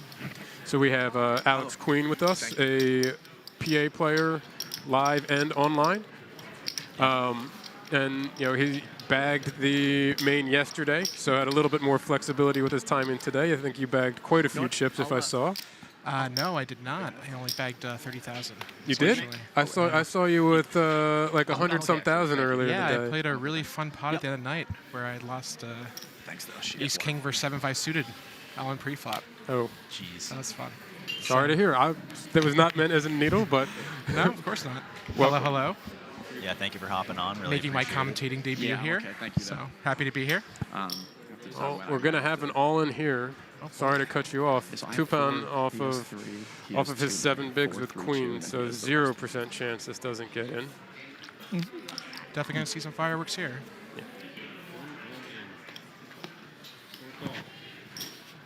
Oh, Miles, they're all in. Wow, pocket queens. Got here at the right time, so he got here Yeah. as we get some action. Yeah, Tupan needed to spin something up, and this is the opportunity. We'll see if he can hang in here. 2 people rooting for an ace, and There's the queen No- for the no set talk again. about Last time we saw him all in, he had tens. He flopped the set and rivered quads. There's some Oh, life. Why not? Why not? But please don't. Seriously. Nice game. Nice, thank you. and that gets him back to healthy. So that gets him back out of the real danger zone. There you Let's go. go back to Mr. Queen here. Welcome, glad to have you. We nice got handshake connected there. through through some mutual people and Life support. have battled online many a times over the months and years. But Sure have. first time getting the chance to meet you, and certainly happy you decided to come on and welcome in. Thank you. Yeah, it's good to be here. So you've obviously been playing down here at the Borgata. Did you play this hybrid event? So I actually missed the hybrid event. I was traveling. I was Okay. in Las Vegas for the NAPT over there. I was pretty disappointed because living in Pennsylvania, this is my first time able to play this event. Saw the Jersey and Michigan guys play it. Looked really fun. Probably Hopefully I'll want be a able to play the small next one. one. Yeah, unfortunately, I was also at NAPT, so I was not able to flick in the day one here, but definitely seems like a pretty sweet structure. Race. Full race to 500. Have you seen any of the play so far? I have not. No. I'm going to assume with the play full day yesterday that you took your time getting going today and relaxed a little bit. Yeah, I had a little breakfast, got my Starbucks, so coming in here. Looks like I came at the right time, action's ramping up. So Yeah. that should be fun. We saw, so Browniewnuts is Percy Abraham came in. I had the cheat sheet here for you if you'd like to see some of the names. Excellent. So we're seeing the online usernames here on screen. So we have the cheat sheets across the top row here for a few of, we're kind of bouncing back and forth between real names and the screen names.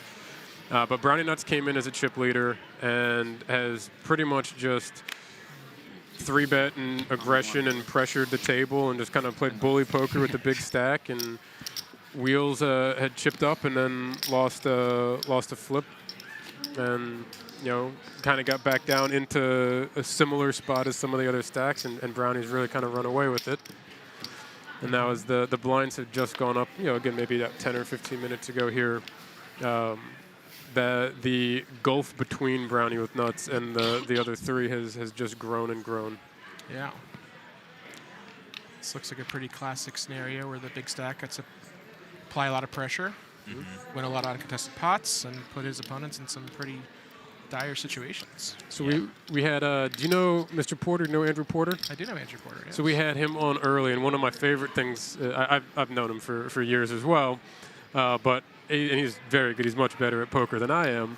But one of my favorite things was as soon as he stepped onto the we got an stream, all-in he right went here. 0 for 2 with his predictions on what was going to happen in hands. That's unfortunate. Oh, it was great. But it was all with Browniewnuts. Right from the beginning, he was 3-betting 5s on his button, where Porter, Andrew was talking about this being a call, and we'd seen a little bit of unpredictability early, just in the very first couple orbits from Brownie with nuts. Looks like he's contemplating this one. And then since then, we've seen nothing but aggression from him. Yeah, he's kind of getting put in a defensive spot here, facing a jam with King Jack. No snap fold, but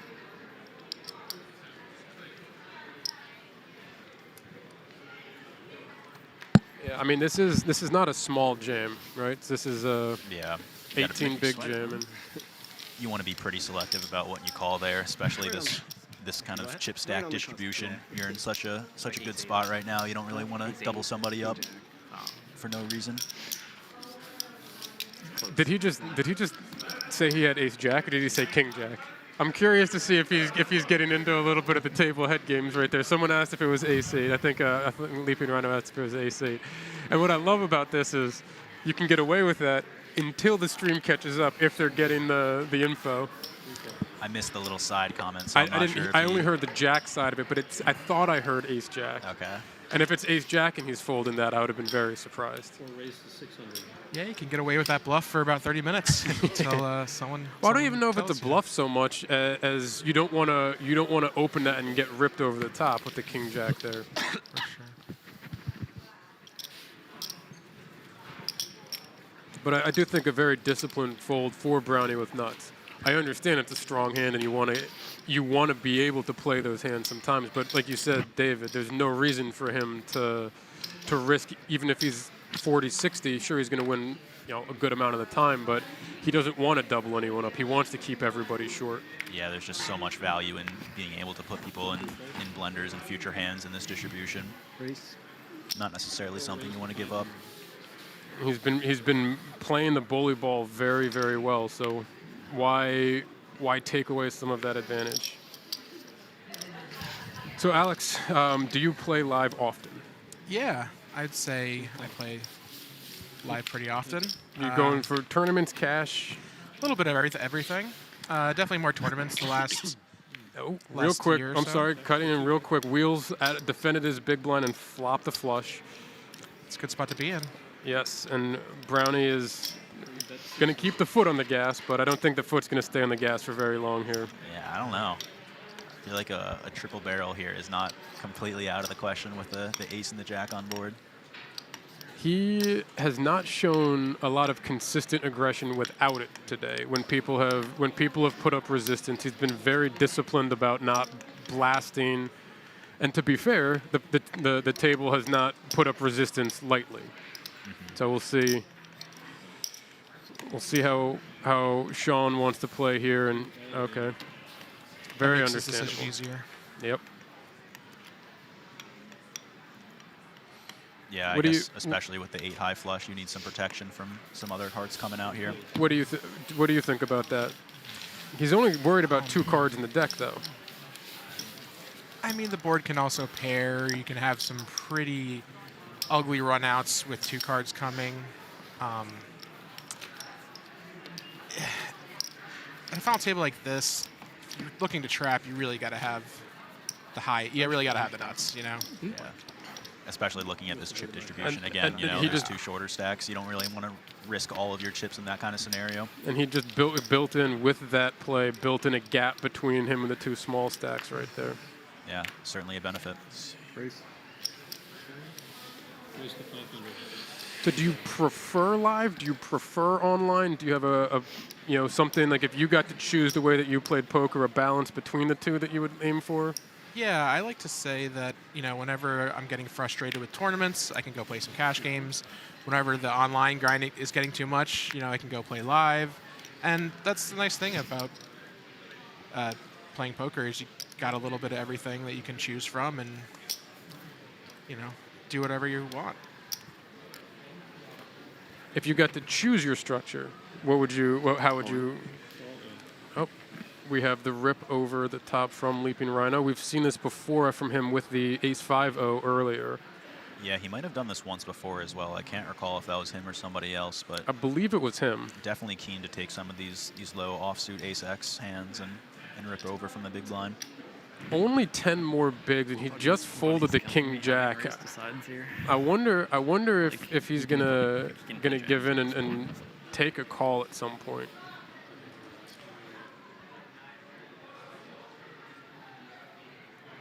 He's mulling it over. We'll see what he decides.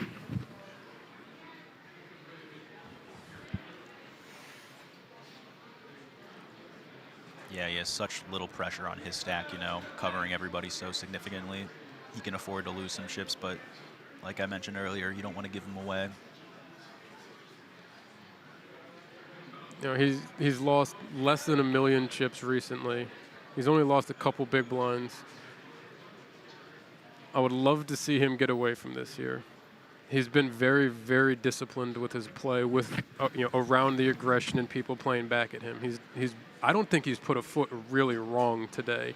He's done some things that are a little bit unorthodox. He's done some things that I might not have done, that other players might not have done. But I don't think anyone can really say that he's really put a foot wrong today. Certainly not. No, he's putting the pressure on significantly. He's not getting fought back from, so why stop? And why take a marginal spot? Yeah, that too. I feel like a fold here is pretty nice despite the price. You can see he's not happy, though. I don't think he's going to be happy with whatever he does. He looks pained, but let's see if he can find the right decision here. And we're results oriented, so if he makes the call, flop comes king, king, king, it's the right decision. Brilliant. Exactly. Brilliant call. No, I'll weigh in. I also like the fold here. I think you just get so much from being the big stack and keeping all their stacks relatively close. And Yep. you know, if we had something a little bit better, or our hand was suited, Yeah. closer decision. You know, he may have also made up his time, his mind already, and there's also the live gamesmanship sometimes. You know, we saw that very early on with Ruane and the 10-6 suited against the 3-bet. You know, and I'm not quite sure that he's Hollywooding here intentionally. I think he really is pained, but there's definitely a benefit to, like, he hasn't shown this yet today. So there's definitely a benefit to that perception of it's not that weak. Right. He's reaching for chips. We're definitely past the point that I would consider a Hollywood scenario. So I think he's just found himself right in the worst hand he thinks he wants to call with. So What's up? Wow. And what? You're getting a sweatshirt. Oh, is that he it? found the finds of hole. Good work, Good work, Percy. We did 5. Very good work, Percy. Obviously pained for that one, but you know, we don't see the run out, but in theory, a correct fold. Pretty big chip up for LeapingRhino as well. Getting some separation between him and FreeTupan. Yeah, any one of these is just such a big swing for them. Yeah, right. It's 500k chips for every all-in you win. Yeah. Stuff. It's Yeah. pretty fun. Like, Yeah, every pot in the tournament at this point Definitely is a much different vibe. yeah, very big.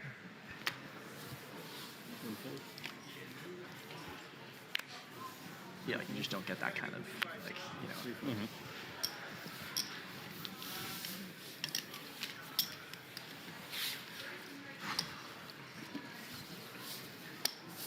You can change, please.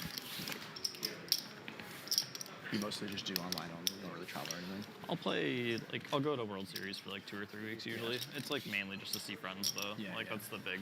That's like when I That's come the here, big that's what I draw. enjoy the most about it. Just like a nice dinner. you Yep. know, If you win, cool. If you don't, Yeah, exactly. whatever. It's a bonus. Welcome. It's a Yep. bonus if you win. Exactly. That's funny them saying, they're talking about going down to the series to see people, to see friends, and I hadn't brought it up before, but Wheels 4290, his brother I met in Vegas. And I've hung out with his brother in Vegas, once or twice. Michael Ruane. Michael Ruane, fall, November 9 or whatever it was, back in 16, I think, something like that. And then he got 10th the year after or something. Something like very that. deep run. Mm-hmm. So, Yep.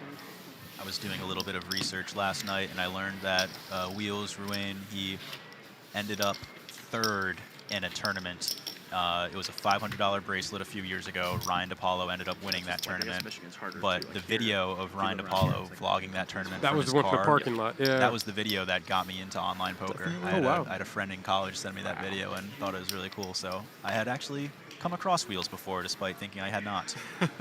It's funny, the small worlds. it's all cyclical in the game Yeah. of poker, huh? Browniewnuts, Percy Abraham probably lived 10 minutes from me. Raise. My best run in Vegas was in one of the 18,000 person Millie Bounty events. I got knocked out in 23rd by a guy who lived 10 minutes away from me. 1.6. Yeah. Thank you. Just you run into those small world moments, and everyone's the degrees of separation is not very far. You can carpool home together. Yeah. I actually am fortunate. I get to stick around tomorrow. I get to chirp at a few of you guys that made it into day 2 of the main tomorrow as well. Excellent. You got a little spinning to do, but it'll happen. Yeah, that'll be a fun one as well.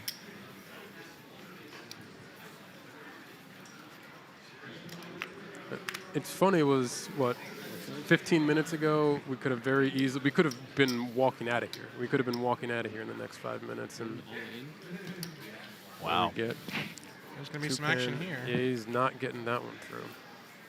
8 bigs, though, makes sense, Definitely standard. absolutely. Probably played the most with FreeTupan out of all these guys, and he's a tough competitor. He is. Yeah, Yeah. certainly active in the online streets, especially at the higher stakes. Very solid player. He's going to need a little bit of help on this one.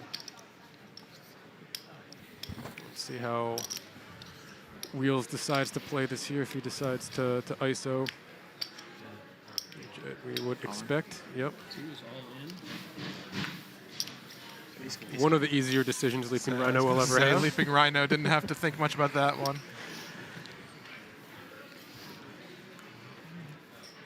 That's kind of been a theme for a few of the things that we were discussing, just the keeping decisions easy at times, you know, depending on what your spots may be, and sometimes the decisions are made for themselves. So we have the ace-king suited versus the king-jack. That's actually not a great flop for FreeTupan, but not a terrible flop. Picks up some outs. Could be worse. With the 10 or the jack now, that is a non-club to stay alive. And there's the jack. There it is. Holy cow. Always the river. Sometimes the flop or the turn, but always the river. And these stacks even out even more. Yeah. It's honestly kind of a good result for Percy here. Keeping everyone relatively close stacks.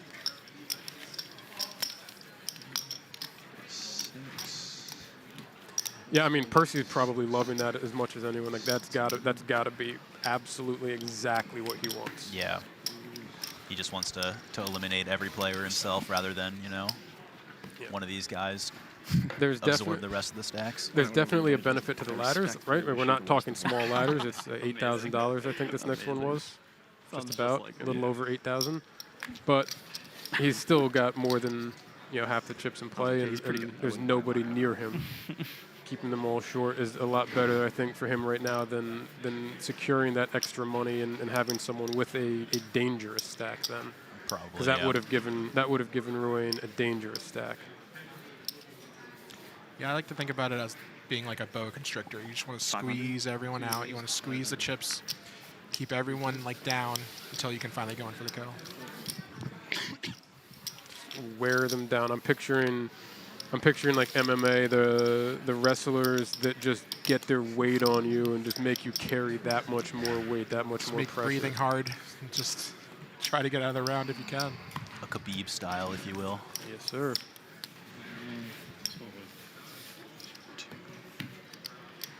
You had how much before? I had a little over 1.6. Okay, so now you have like 3. Yeah, 3.2 plus. Perfect. Yeah. All right, and one of the other themes has been the pretty consistent chip counting between the 3 smaller stacks and the difference between live and online. Do you run into that at all? We were discussing earlier how some people can get offended, some people can take it, you know, asking the stacks the wrong way. Do you run into that? What are your thoughts on the live dynamic of the chip stack questions? Yeah, I think at this point, I've been playing live poker for so long, I can kind of eyeball a stack within 2 to 3 big blinds pretty quickly. But I have friends who have come up mostly play online a lot, and they have to convert every big blind back into big blind play, you know, so.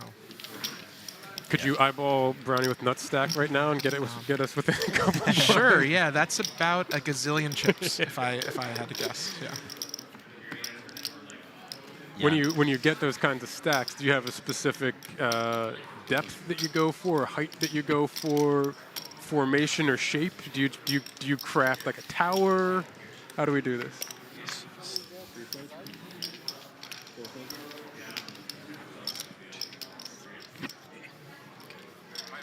FreeTupan with the ace-king off, blind v blind into ace-10 off. I assume all of these are going to be going in. Sorry about that. I think when you can start going to 40 stacks in your chips, that's like you really have a lot of chips, you know. Nice. 20s is pretty standard. You see a lot of people doing the 10s to be a little bit different. Once you get up to 40, Not look 10. gets to be a real deep in the tournament. Got a spot here for sure. We had what, limp, raise, rip. I call him. Here we go. Gets the call. This is a big one. Did this, David, I'm sorry, I was looking away as someone who walked in. Did this go limp, raise, rip, or did this just go open rip? I think this went open rip. Okay. I respectfully wish him the There's worst the of king. Backdoor spades and a backdoor straight draw 4 wheels. It's the king. That's a huge double for That's super Tupan. unlucky. That's, yeah, that's ridiculous. Huge double for Tupan. That'll put Wheels down to, was so what is happy. that, just under 8 bigs? So you 7 and change bigs? I was like, it's probably nice. Yeah, I know. Yeah, Tupan getting a stack to operate out of, though. For a while, he's been red? playing the short stack, but Okay. now he can try Okay, to cool. fight to put on the pressure. Yeah. Obviously, still a lot of incentive to wait for 1 or 2 eliminations, but I was going to say, we'll see how We're he gonna find how he out. chooses to play. He's been That very, is very patient, 1, very 1, disciplined. 1. I think back to the Queen Jack hand on the 10-9 1, board, 2. where it was the 10-6 defend Thanks. and folded, or checked the flop and folded to the pot on the turn. And both of which could very easily get, could either spot could have found himself getting in trouble. And again, very disciplined all day so far. 2.3 now? Near. I only have 1 point. Yeah, about 2.3. kind of a nice distribution for him, though, having the 2 short stacks to his left. He can get the button when the chip leader isn't in the hand. Yep, and he's just going to shove it here. Ooh. I think with that, How much after paying the small you got? yeah, I think he's checking out 1.2. Wheels' stack right now because that's what was really weighing his mind here with the ace-4. I can't call Yeah, that. 6.5 big stack on the other. Yep. I don't think Oh, I there's see it. much Well, you can do. You heard him just say it. I can't call that. Yeah, one thing you get when someone gets very short really puts a lot of pressure on the second and third stacks. You just can't get it in very light. You have to make sure that you secure that pay jump. So Yeah. And you saw as soon as Brownie got out of the way, Tupan took advantage of that and is going to try and separate as much as he can, catch up towards Brownie if he can. 1 fold. 2 folds. Yeah, looks like another walk for Brownie.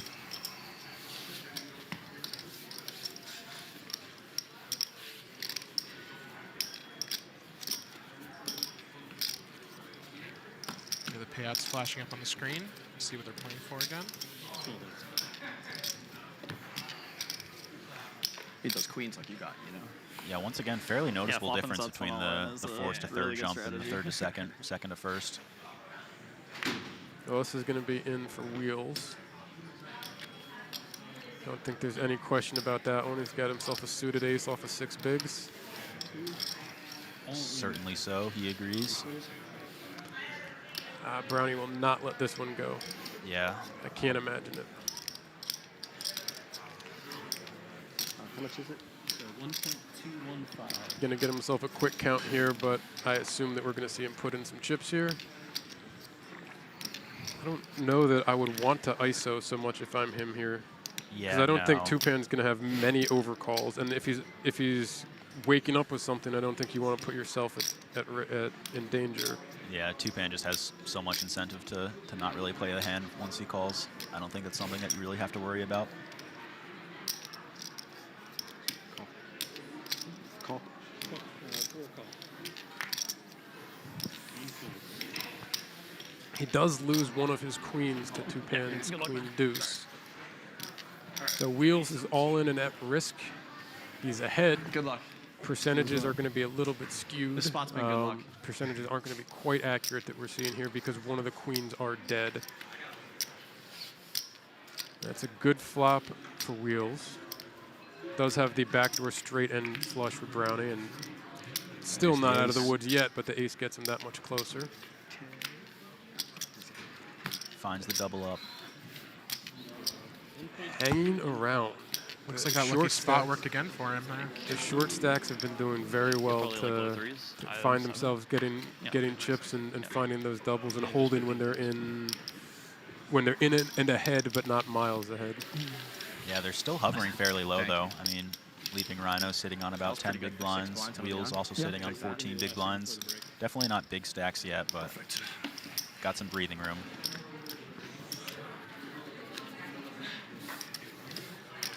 Two, 4.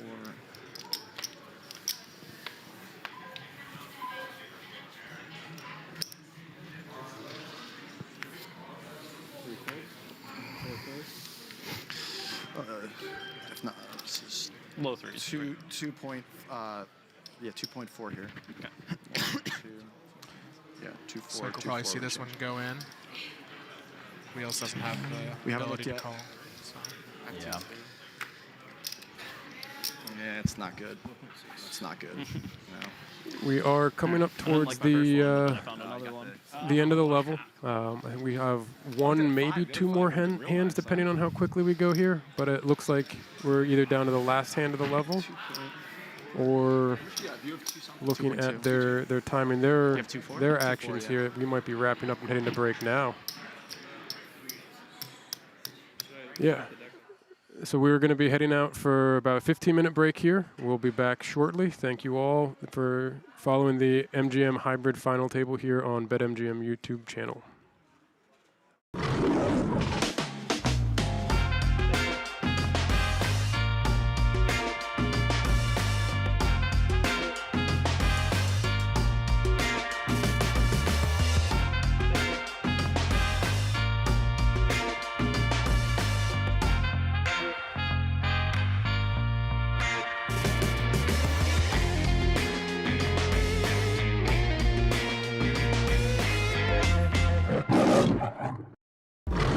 Legendary. It's seeing your third Vegas sunrise in a row. Proving you're right, or giving it to your friend who's always wrong. Meeting your hero? What's up, fellas? Legendary. Or meeting someone else's hero. Hitting a jackpot from your subway seat. Or how about this? Front row seats. A story you'll tell for the rest of your lives. Or a secret spot that you'll tell everyone about tomorrow. Whatever makes it legendary for you, it can all happen here. BetMGM. Make it legendary.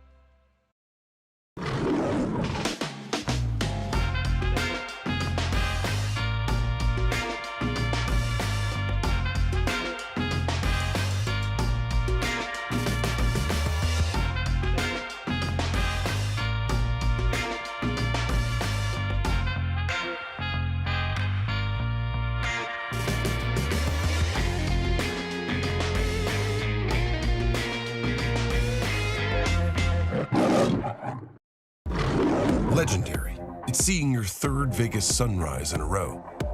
Proving you're right, or giving it to your friend who's always wrong. Meeting your hero? What's up, fellas? Legendary. Or meeting someone else's hero. Hitting a jackpot from your subway seat. Or how about this? Front row seats. A story you'll tell for the rest of your lives. or a secret spot that you'll tell everyone about tomorrow. Whatever makes it legendary for you, it can all happen here. BetMGM. Make it legendary.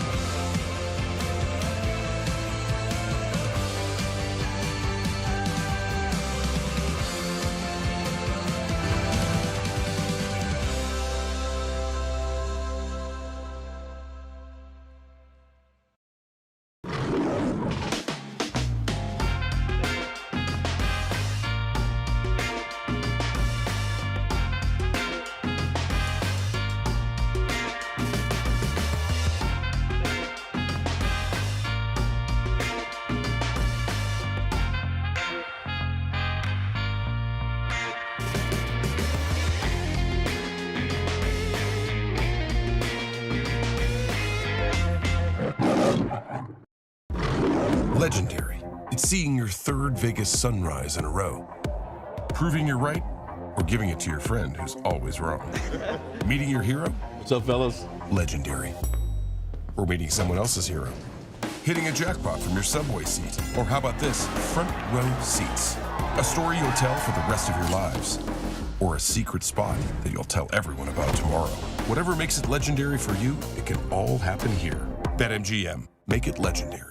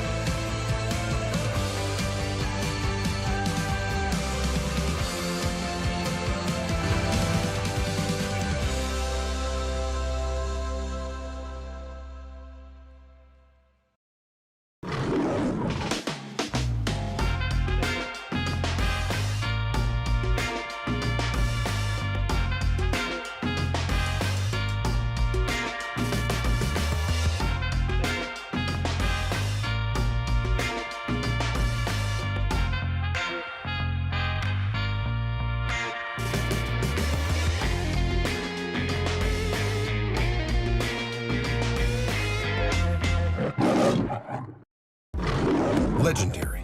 It's seeing your third Vegas sunrise in a row. Proving you're right, or giving it to your friend who's always wrong. Meeting your hero? What's up, fellas? Legendary. Or meeting someone else's hero. Hitting a jackpot from your subway seat. Or how about this? Front row seats.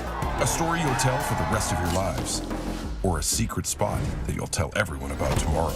Whatever makes it legendary for you, it can all happen here. BetMGM. Make it legendary.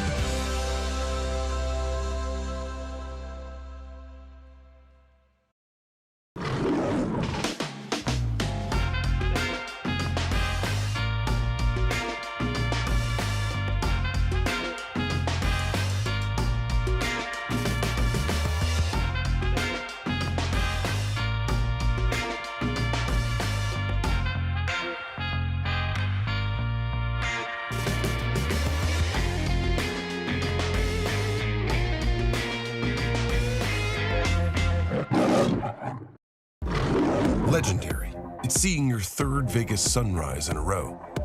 Proving you're right or giving it to your friend who's always wrong. Meeting your hero? What's up, fellas? Legendary. Or meeting someone else's hero. Hitting a jackpot from your subway seat. Or how about this? Front row seats. A story you'll tell for the rest of your lives. Or a secret spot that you'll tell everyone about tomorrow. Whatever makes it legendary for you, it can all happen here. BetMGM. Make it legendary.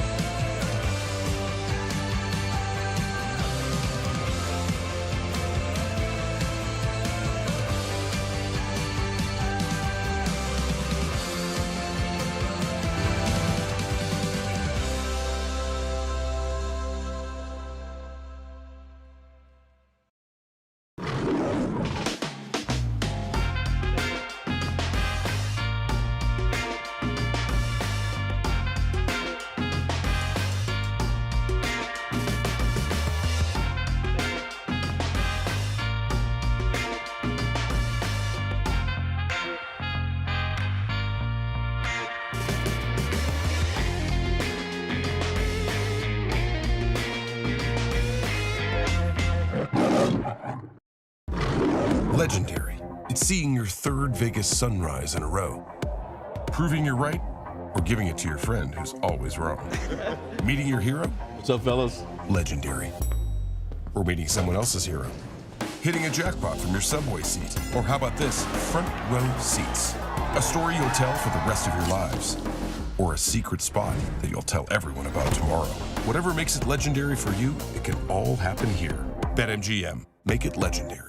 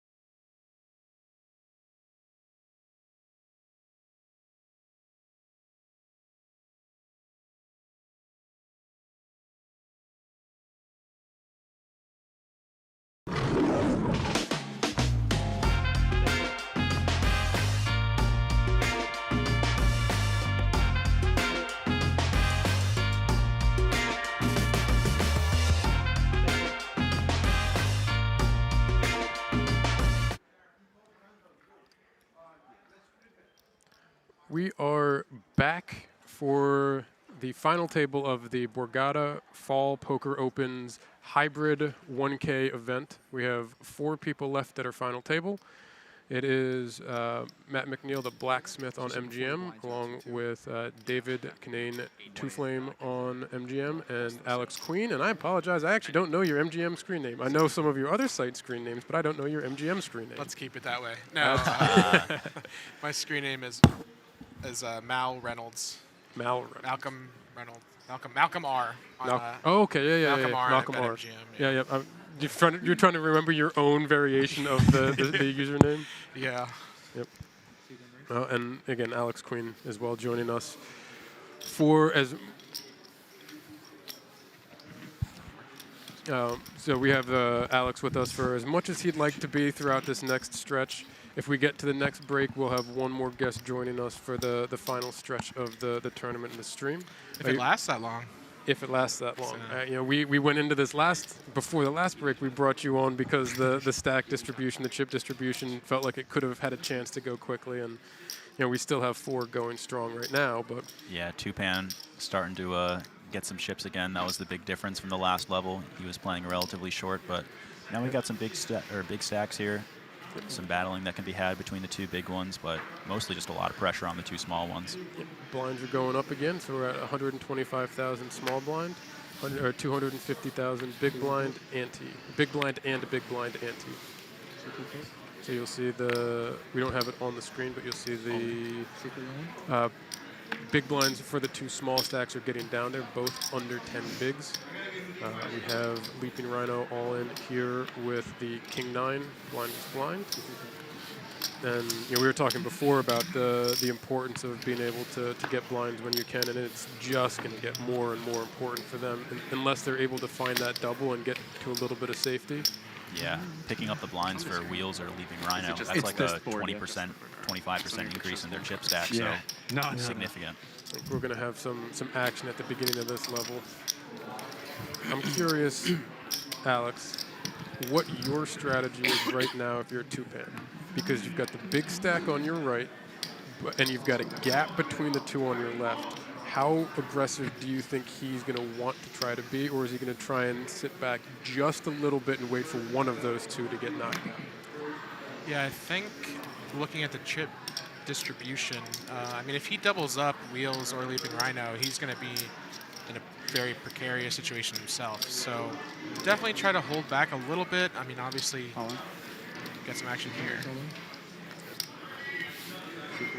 And you want to have a hand to combat him. Doesn't look like it. Yeah. Another big pickup, 500k chips. Yeah, so you're going to let Browniewnuts take the lead a little bit and just kind of try to get good hands, pick good spots. And overall, I would be a little bit more on the passive side. I think he's hoping that one or both of them get knocked out as quickly as humanly possible.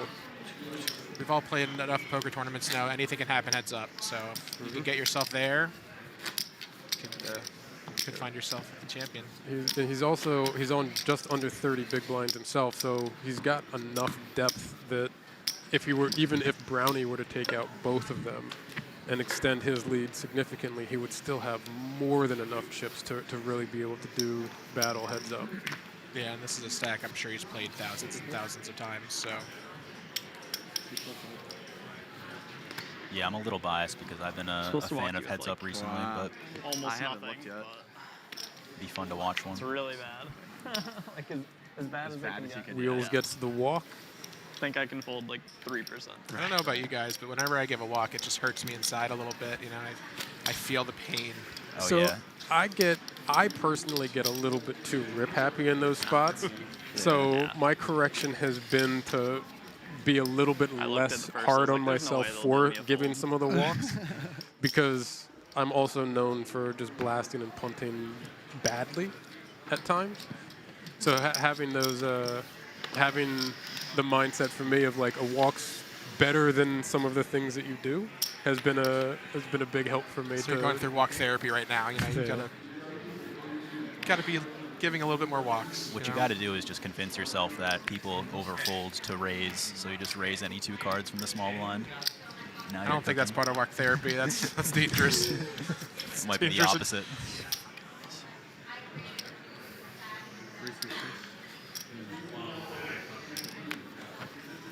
Dangerous advice for our friend over here, Mr. Whitesmith. Yeah, FreeTupan going all in from the button. Not much anyone can do. The Queen 10 it's painful because it's a strong hand, but he's ahead of He's ahead of I have Dylan. He's ahead of Dylan Cohen, 2-8, LeapingRhino. So 2-9. it's not hard to get 2-9 away from, but it is change. that little bit of pain of. You have one. It's almost more fun in that spot to be the small stack because you get to make the calls that you want to make. You don't have to play quite as disciplined. There's something freeing about being the short stack at a final table. You know, you're like, I got nothing to live for. Here we go. I can do what I want. You can say what you want, but I'm trying to get myself back into it. You know, it's important to pick up those blinds. You know, every opportunity. So yeah, just every chance to try and find some of those spots like this. All in. There you go. Ace 5 for Brownie. Interesting. We've seen him lay down King Jack O and King 10 O in rips. This is a really weird spot because of the gap between Wheels and LeapingRhino. But I don't think it's a big enough gap that it's going to change Wheels' range that much. I think we'll see him try to see him. Ooh, I was going to say throw in the call. I kind of expected him to see spot. Yeah, relatively quick fold too. Kind of, Yeah. they're not similar to the King Jack hand where he mulled over it a little bit more. Thought it was a bit the more King clear cut. 10 hand was the one that he really yeah, looked yeah. pained on. But Yeah, I not- guess, go ahead. Not to get too inside baseball here, but if I had a friend watching the stream and I was Percy, they'd be telling me like, "Hey, Sean's not too ICM aware. He's going for it a little bit," and I would be opening up my calls a little bit more. So, Yeah. Yeah. but as played, if you expect Sean to be very tight in that spot, an ace 5 off is definitely. I mean, definitely gonna be a fold. it's right at the. I think Sean had just enough chips. Basically, that walk gave him just enough chips to. Oh wow! Rockets. Here we go. Someone's got a big hand.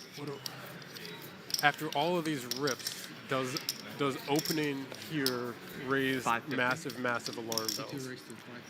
I think it does a little bit, but also he's at the point in his chip depth that makes sense to have some more raise folds. Right, So. especially from being in the cutoff position. 14-ish going in. Will Brownie find the 3-bet here? He's been aggressive. He's Kind been of. disciplined and aggressive all day. Kind of a sick one if he doesn't go all in. I mean, 2-pan behind him is a big stack, so I wouldn't expect an all in here. But if he raises not all in, then what does he do facing the jam?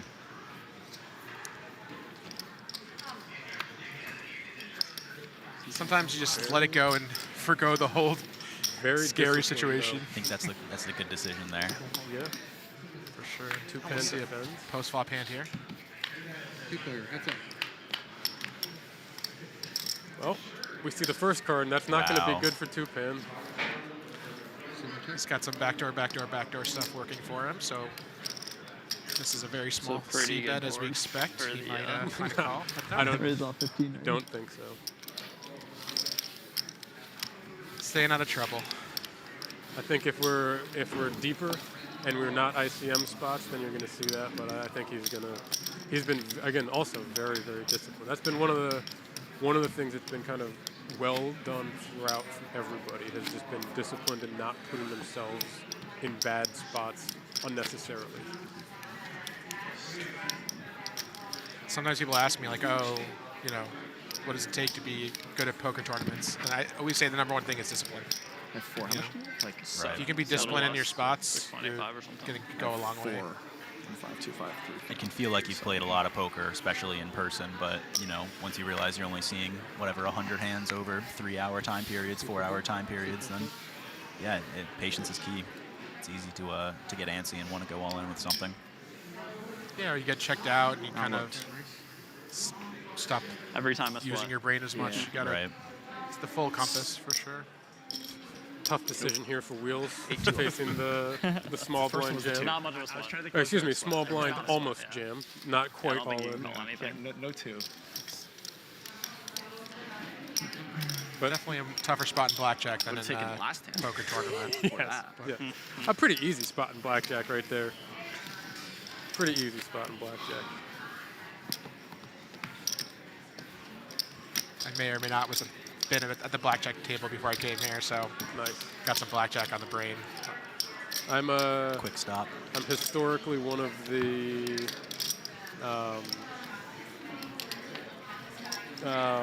like side characters, the NPCs in people's good blackjack games.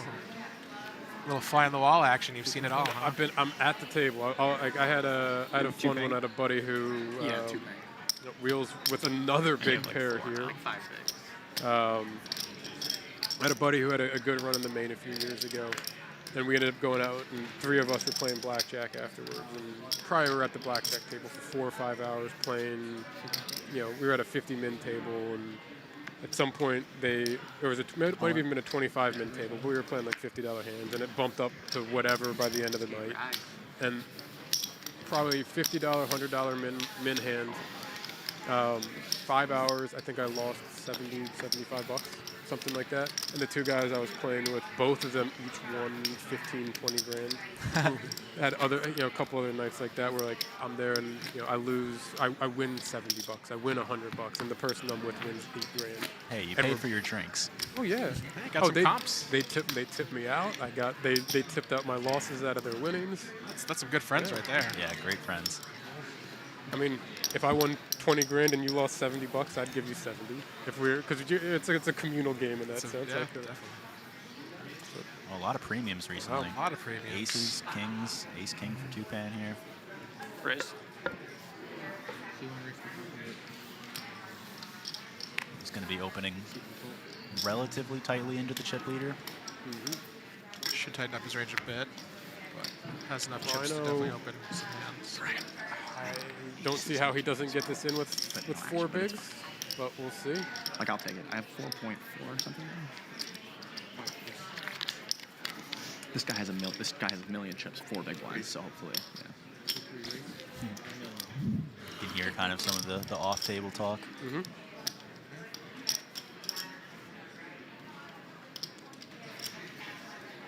Everyone's got an ace in their hands. Yeah, he does stick the chips in. He left himself 70 grand behind so that he can slow roll with the ace-8-0 when it gets in. Got to keep a little money on the side to take the bus, Bus fare. Looks like Brownie's a bit interested in here. This is your first time, Alex? This is tournament poker, not cash. Can't leave a little. Let's see what Brownie's just gonna flat. Interesting decision. Yeah, it's an interesting choice to flat because I think any hand that Tupan opens, he's going to be calling off this 4 big blind jam with. Just went all in. Rhino not going anywhere, of course. Brownie running.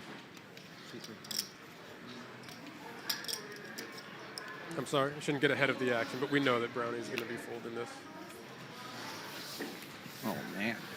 He could have done some real damage there. Had an ace-9. A lot of 8s. LeapingRhino, Dylan Cohen sees the bad news going in. The ace king needs a little bit of help here to stick around. It's a good strategy. I like it. I don't know what it was. No, It's totally, yeah, if you have a backpack, put it on. All right, so if the ace king Just be halfway out the door. Good shot for Rhino, though, to more than triple up. Yeah, if he can find it, he gets quite a good chunk coming back, and it gets him to a very healthy spot. There it is. Wow, finds the 8. Did not kind of final table. 8 in the window. I think I still win. I don't know why, but I think I still win. I like the confidence. Tupan feeling cocky. I like the move, sorry. confidence.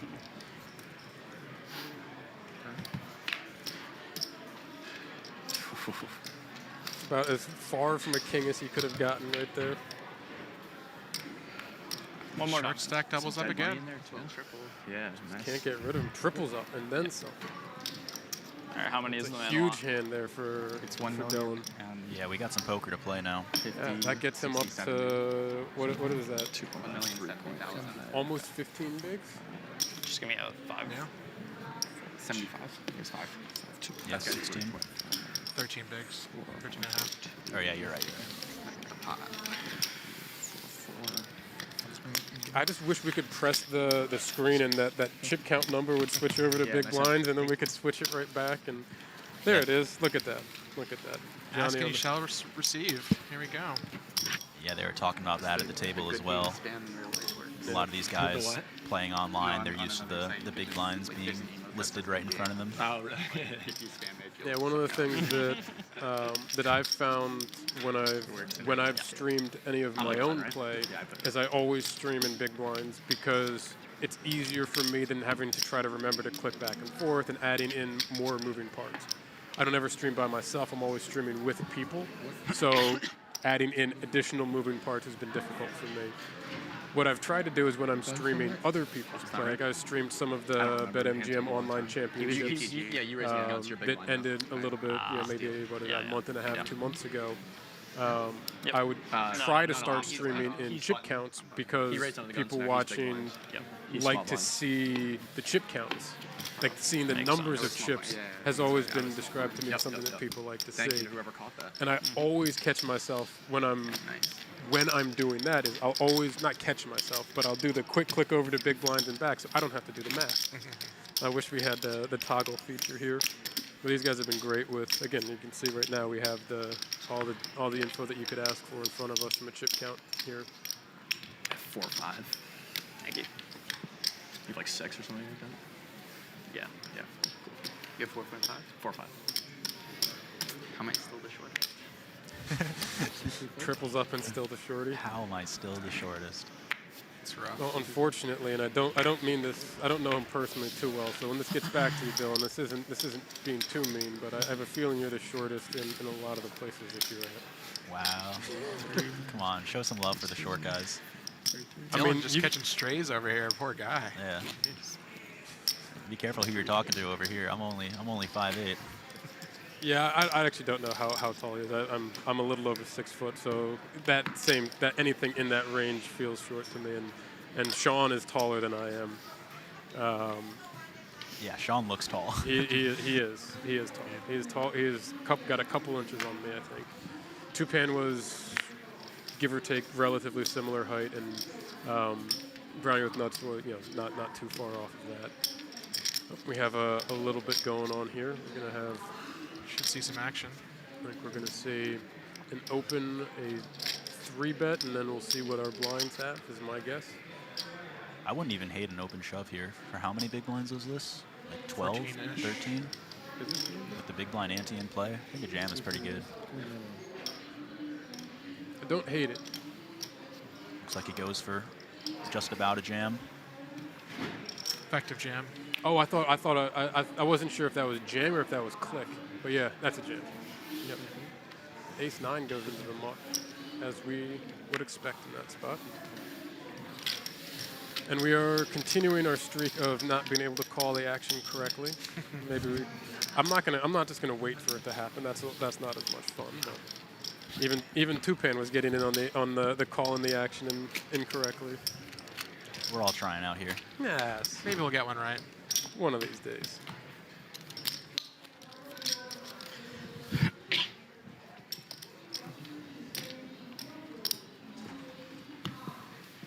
It's 14.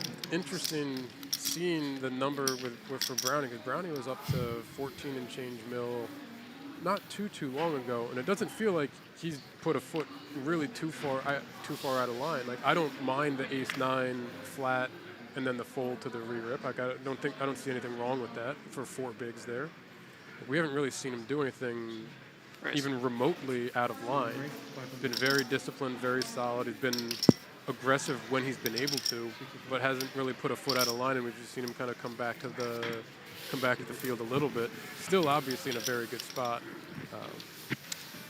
But It's just sometimes the story arc of a final table, you get good hands early, you get bad hands later. Get sucked out on, you get lucky. You just got to roll the punches, and I think Browniewnuts is doing a great job. Yeah, we could see. I think going back to that King-10 offhand, he was really pained to lay that one down, especially right after the King-Jack.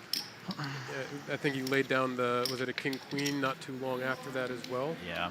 Has been very, very disciplined and not putting themselves in spots. I don't think we're seeing him getting it in behind, and if it has been, whenever it's gotten in, it's been just kind of a purely standard spot. He has the ace-7 versus king-queen is super standard. Yep.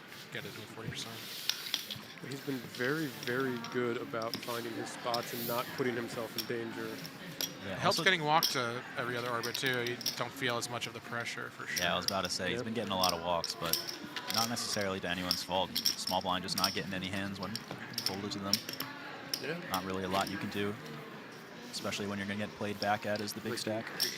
Yep. Cool. 3-2 here. I think another thing to point out here is Erik, FreeTupan, really using his position in this lineup to keep his stack, whereas that, the blinds are going around every single orbit. He has the 2 short stacks on his left, so whenever the big stack isn't in a hand, he can kind of act as the big stack, really fighting well.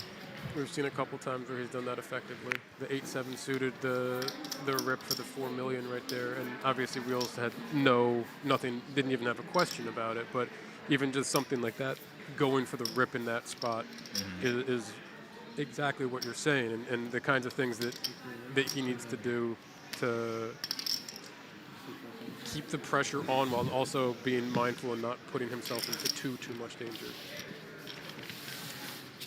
See another good spot for LeapingRhino to effectively go all in on the button, pick up the blinds. So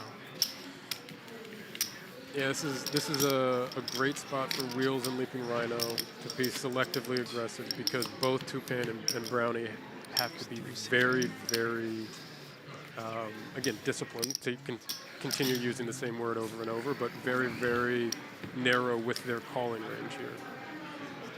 There's so much for them to lose by calling it off badly that the aggression out of Rhino and Wheels can really help them either stay afloat or continue to close the gap.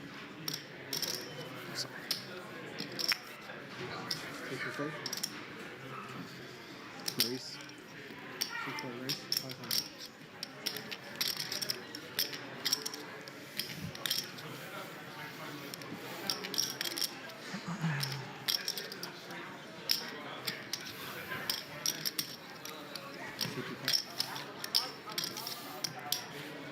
Nine, 6 of hearts, certainly good enough off the short stack. See a flop. Ace 8 for Tupan. Pretty much, he didn't give that one a second thought at all, and would have been very, very useful for him this flop. But what are your thoughts if you're on something, you know that Brownie has been opening a lot of buttons when he can. What are your thoughts on something like that Ace 8 with Tupan stacks? yeah, it's one of the hands I like to use, especially as these stacks have flattened out a little bit. You put a bunch of pressure on Brownie when you 3-bet, because if he gets it in with you and loses, he is just as short as the rest of the guys. So it might be intimidating to 3-bet the big stack, but when your stacks are close like that, you can kind of get away with it. Sorry, yeah, I did check. But then again, folding the small blind, you don't want to be out of position if you get called. There's definitely merits to that as well, so I don't blame him for it at all. No, it's one of those, people say you're a field player sometimes, right? Like that's one of the more common lines, and just the feel for the time to go for the 3-bet or to go for the fold to be not fully consistent. Just You make it to the river here with no one really having anything. It's definitely a spot where knowing your opponent helps a lot. I've seen Brownie do a lot of calling of 3-bets. Have I seen him race folding more often than not? Kind of take that information and use that to your advantage. So. Wheels with the bet on the river, 600,000. 2.5 big blinds. Just under half the pot. Brownie gonna lay this one down. Yep, from body language. He has not, and I understand, but he has not been as aggressive post-flop as you might see sometimes out of big stacks, and has avoided confrontation. But I wonder if some of the earlier play is coming back to Wheels, if he got word in his ear from anyone having seen the stream that he had checked back no pair a couple times. Yeah, maybe a little strategy adjustment after seeing some of the aggression pre-flop, but I think that's an important distinction to make. Some players might prefer to be aggressive pre-flop or aggressive post-flop, so can't really just label one player as aggressive generally. There's certainly lines that they're going to be more or less aggressive in. Agreed. Definitely.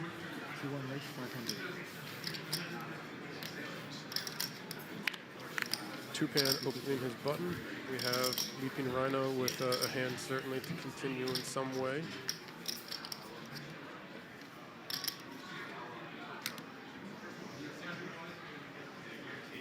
Yeah, usually in these deeper stage, ICM heavy parts of a tournament, you want to be really ace X heavy or king X heavy with your 3-bets. Good player. What's up? They both find a queen. Gonna have some fireworks here on this flop.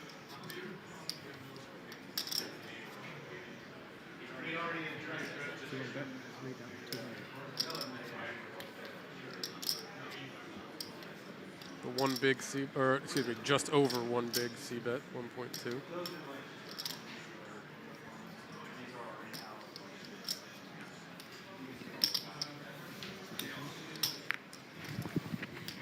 Finds the call.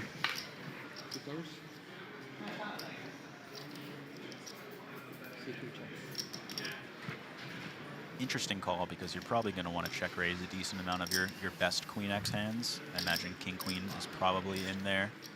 Queen jack, a bit different. Go either way maybe. And slows down, checks back. Board pairing on the river. So he's got a 9 as a kicker. I wonder how many weaker queens than queen 9 do we think that LeapingRhino is going to defend with? Right, so I could see LeapingRhino here betting out at this. I could also see him just going for a check call, but I think if he checks, Tupan almost has to check back.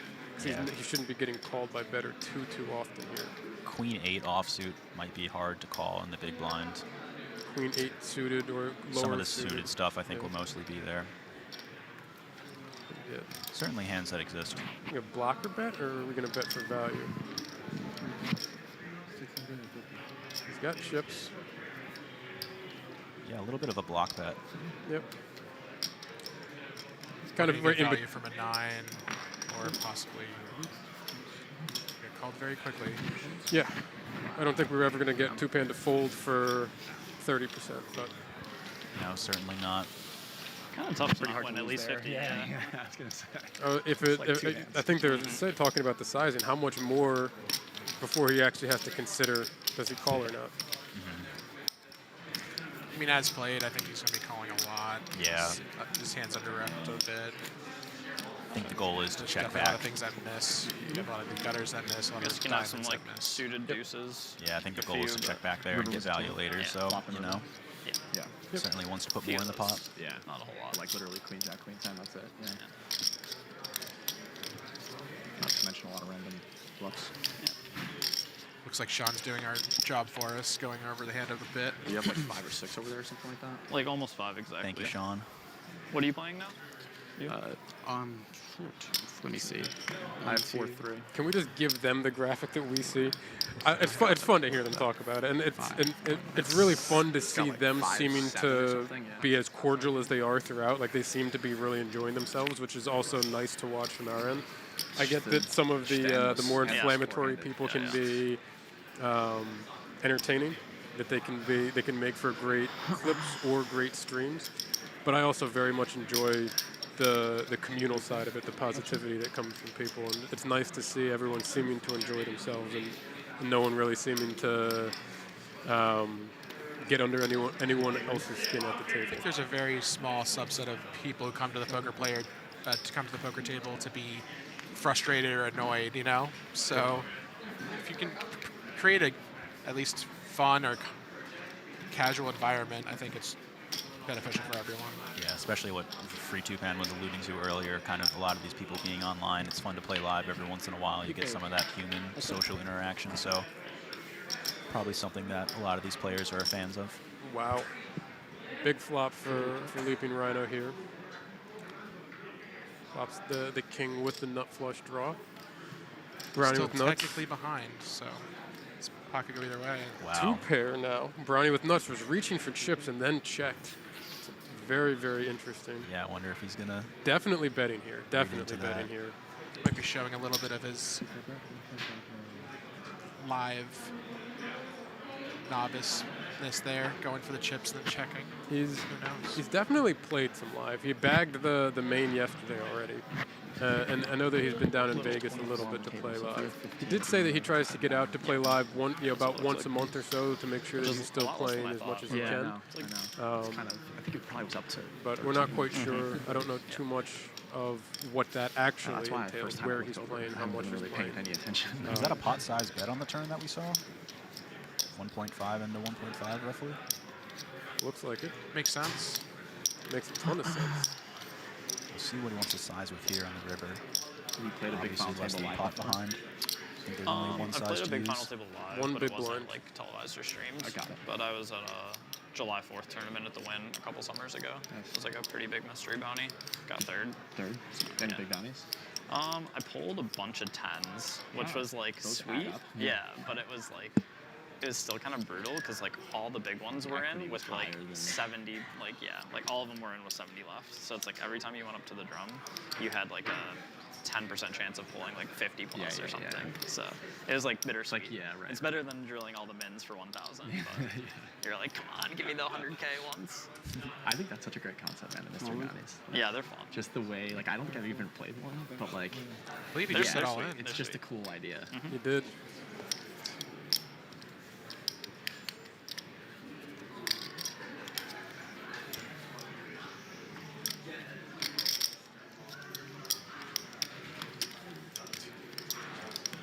What was third? I think with bounties, I got like 128 or something. So Nice. yeah, it's a good score. Finds the fold. Winner, I think with bounties, got like 270. Good Yeah, fold. so I think it's kind of easy to be just sticky with normal- those types of it's like hands kinda where normal you have the thing. flush draw as well on By the the time we got turn to the and final table, the big flop, ones and had you're like, them. I So get there here wasn't on the a whole lot river. of, like, bounty What stuff was on the interesting second was pair. the It reach does, for the yeah. chips on the Yeah, the flop factor in. before the check and then I potting the plus turn. that, I was just gonna say. That's one of those that It's really it's strange as dynamic. it feels like it should be as polarized as can be. Like the pot on the turn feels like it's king 10 or I mean, it probably diamonds, makes and he the bricks edge, like, and he bigger bricks theoretically diamonds. for people who Like he could have had the 10 of Running diamonds their and sums. and a Yeah. weaker diamond draw, and that king 8 could be good. Relatively quick bet on the turn, I believe, as well. Yeah, I mean, you expect him to send it all in pre-flop, decent amount with good aces.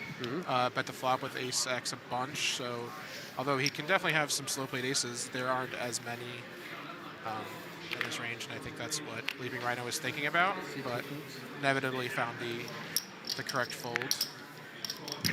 I often would think that having the nut flush draw that paired there like that is not a good call and not a good bluff catcher. But in that exact spot, with the way that that hand played out, I don't think that it was a bad bluff catcher because of the wiggle on the flop and then the pretty close to snap pot turn. That snap pot turn, like it screams to me. Sure, Queen Jack could do that, right? But also, that wiggle on the don't think, flop made me feel like it would be diamonds. So like that 10x, I can like put Jack any in 10 with of that. diamonds kind of thing, could find that same play. Yeah, you're not blocking the relevant diamonds that he can bluff with, the queen of diamonds and the jack of diamonds, so there's Yep. some combination of those that he could draw from his bluffs, so definitely can go either way, but really it's painful to be wrong when you're at a final table and call off on the river. It is. That could be very painful when you're walking out the door, so 325. Yeah, especially against kind of the snap action, betting so big. I And we just tend and we to- haven't Yeah, seen yeah, Percy yeah. get out of line, right? We haven't seen him out of line at all. So I think piecing them together obviously came to the right conclusion there. It is a fun one though to think about and look at because, you know, I try not to overanalyze some of the online ticks, but literally seeing the reach for the chips and then check, that it jumps out, and I'm sure it jumps out to them as well. something I would store away for future times that when I play with Browniewnuts. Yeah. Definitely be a read you can build over course of time. One final table, one instance isn't enough to have a pattern for that. Tupan going all in here, hoping to take down the open. I don't really see this ever calling off.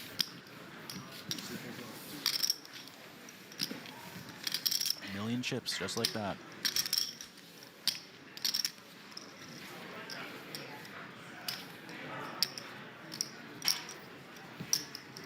So what's next for you, Alex? What is next for me? It's a great question. Any live stops on the agenda? Tomorrow. Tomorrow. You got the spin going. It's wild. Yeah, I always label myself a day Been 2 all in. player, so Yeah, every time someone's been all in. try to it's like do some 5 work for 5. tomorrow. Yeah. And then I may or may not go to Vegas What? for a WPT championship. Yeah. Haven't decided Last yet. time. Yeah, the A7. I have a 4-month-old at home. Congrats. Oh, congrats. Thank you. Thank you. So taking care of her, puts a little bit of the traveling on the back burner. That's why you might have seen me more in the online streets a little Yeah, bit what more. the hell? What the hell? Like Yeah, 3-3. playing some more off days. So Yeah. who And then you knows? have now. 3-7. Very This is cool. 1. Well, again, 2, congrats 3, on 3, the 7. baby. Thank you. I imagine being at home and playing from home helps with the child care cost as well. Some of the live stops, some of the live trips slowing down a little, at least for a little while. Yeah. Yeah, you're not bringing the expensive. baby to the rail. Not yet. Yeah, I want to see you on a final table stream with the baby Bjorn and A little headphones on the hangover action, huh? Yeah, with the headphones What on was the the baby's baby. name? Carlos? Oh, I wish I remembered. Pretty sure it was Yeah. Carlos. I could just That's name on her there. Carlos for the day. That's all right. It looked like a Carlos. Yeah. Halloween just passed. I really missed the opportunity there. Yeah. And now you got next year. I think she'll be a little bit bigger next year. Be a little bit easier this year. Yeah, we'll find a more fitting Yeah. idea. Thank you.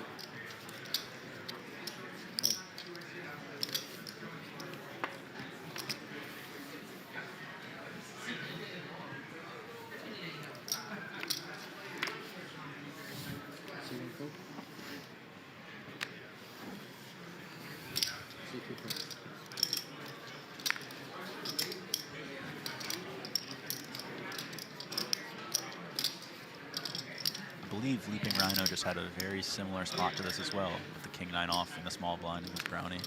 All in. Does the same thing. Goes all in again. He's off of what was that again? About our 13, 14 bigs. Something like that. I feel like we're seeing LeapingRhino taking a look up at the clock a lot more, looking at the timing on the levels as well. We got to be getting near the end of our first level here. You what? I don't know why we have blue. So I'm sure that Oh, we he's don't- yeah, looking we up at the actually don't clock need to them? see, Oh, that's pretty funny. as Yeah. well, like, are our blinds about to go up? Because being ahead, at 13, 14 blinds, King 9 is certainly fine with that, but missing those spots or passing on those spots and then having the blinds go up in the next orbit or so is even more painful. Yeah, that's how you find yourself blinding out of a tournament. There's almost no worse way of going, getting down to 2, 3 big blinds. Yeah.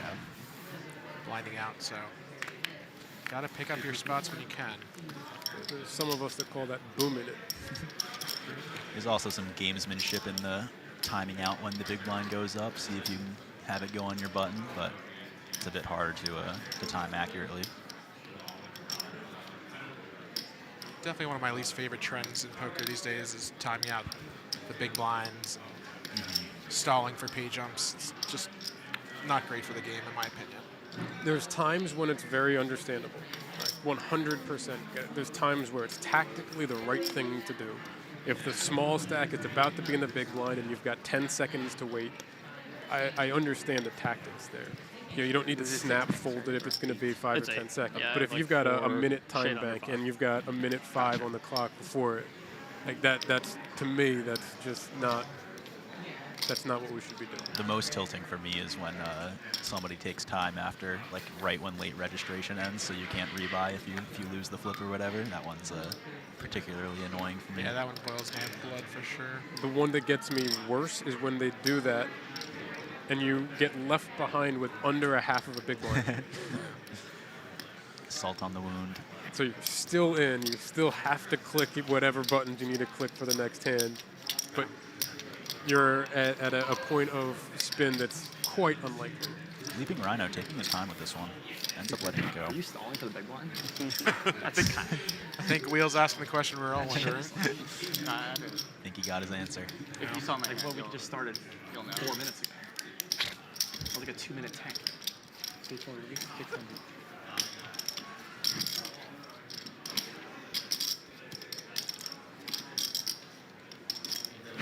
That's too did. Actually, it cut me off. You'll sound straight. All right. No, if it was, I like. Trust me, I like giving as much time as absolutely possible. This is like big stakes, but as long as it wasn't 9-2 off. You know? No. Okay. Yeah, to be fair, it was a That's no worries cuspy at all. hand, I- potentially. And that would have been a pretty good flop for him too. Appreciate Wheels looking to keep the integrity of the game going. Yeah. Man after my own heart.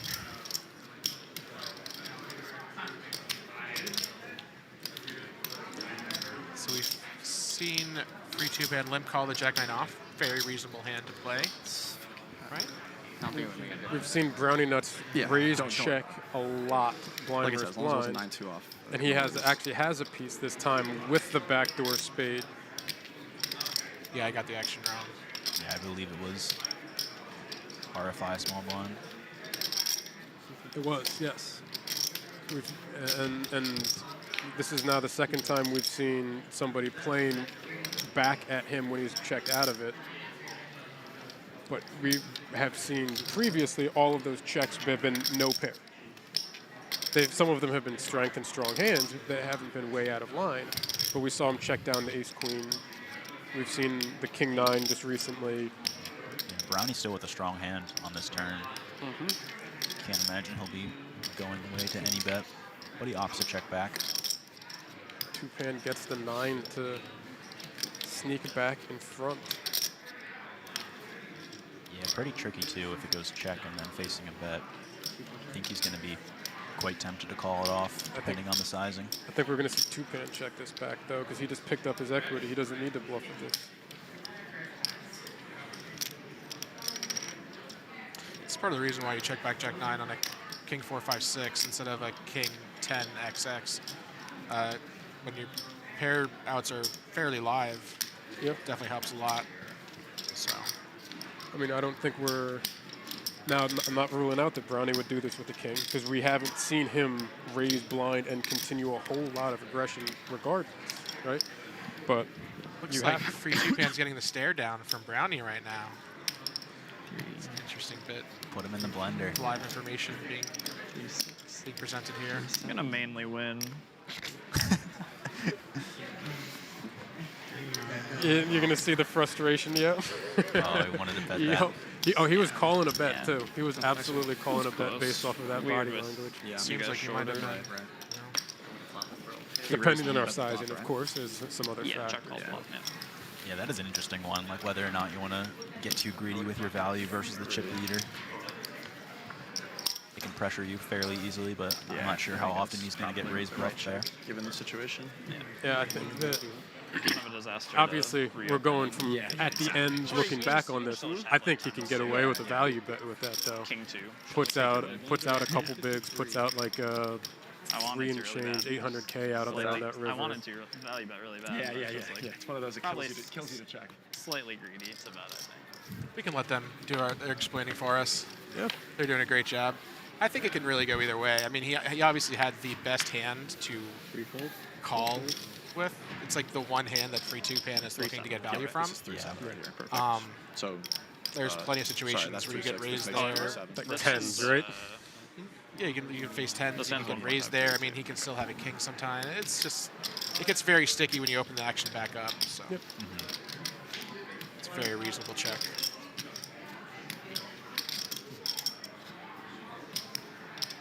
I will shout myself out, as I'm pretty sure I immediately said he picked up the equity. He can check this back, but Yeah, I forgot about the one chip. hindsight absolutely feels like, oh man, I could have gone for those extra couple of bigs. I could have gone for those extra couple.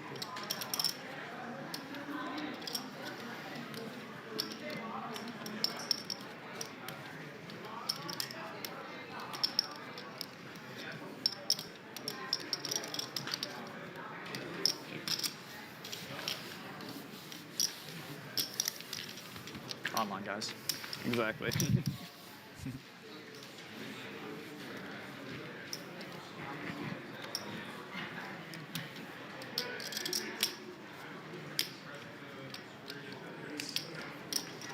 $325.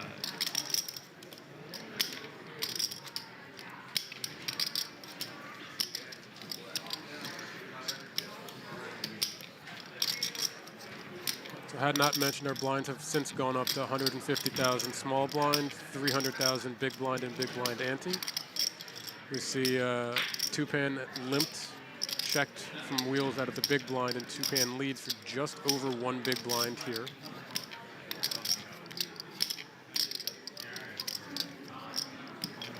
Wheels has just a gut shot and is going to come along. Good call.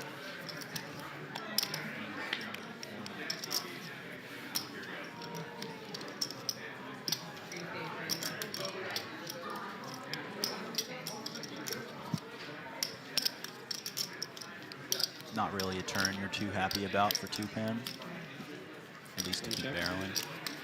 The check with the, interesting, the check or the limp lead with the ace is a pretty common online thing. It's not, you know, a lot of people will limp an ace to trap and then lead that 1 big, knowing that there's also plenty of other limps, right? The ace pairing that board does him absolutely 0 favors, like you said. Now, does Wheels have the bluff in him with the 7 high here? And it feels like if you're going to float that flop and you get 2 checks, you have to bluff the river here. I don't think Wheels is calling the flop strictly to make a straight, his gut shot straight. He knows he has position, he has the ability to win this pot in other ways, so. Yep. He puts in a half pot here. And what's really interesting is Tupan beats every drawing hand that doesn't raise pre. With the exception of what? Maybe Queen Jack O. And even then, Queen Jack O is going to raise pre for some people. Let's it go. Yeah, Queen High is not, it's not a Made that hand so strange. Yeah, no. immediate fold on that river. It's not always going to be beat, so. The 4 doesn't hit any of the draws. I did not know that rule. I thought it was a raise. One Yeah, chip is not a raise. Online guys. Sean's showing his bit of noviceness with the live arena. I forget. I should know at this point, but I always forget. Yeah. I was just Big talking hand to over you. for Places Brownie. that's a raise? Or is it never a raise? Generally, it's is, right? it's considered a call. Oh, really? Yeah, and like almost everywhere. Gotcha. Or a race to 700.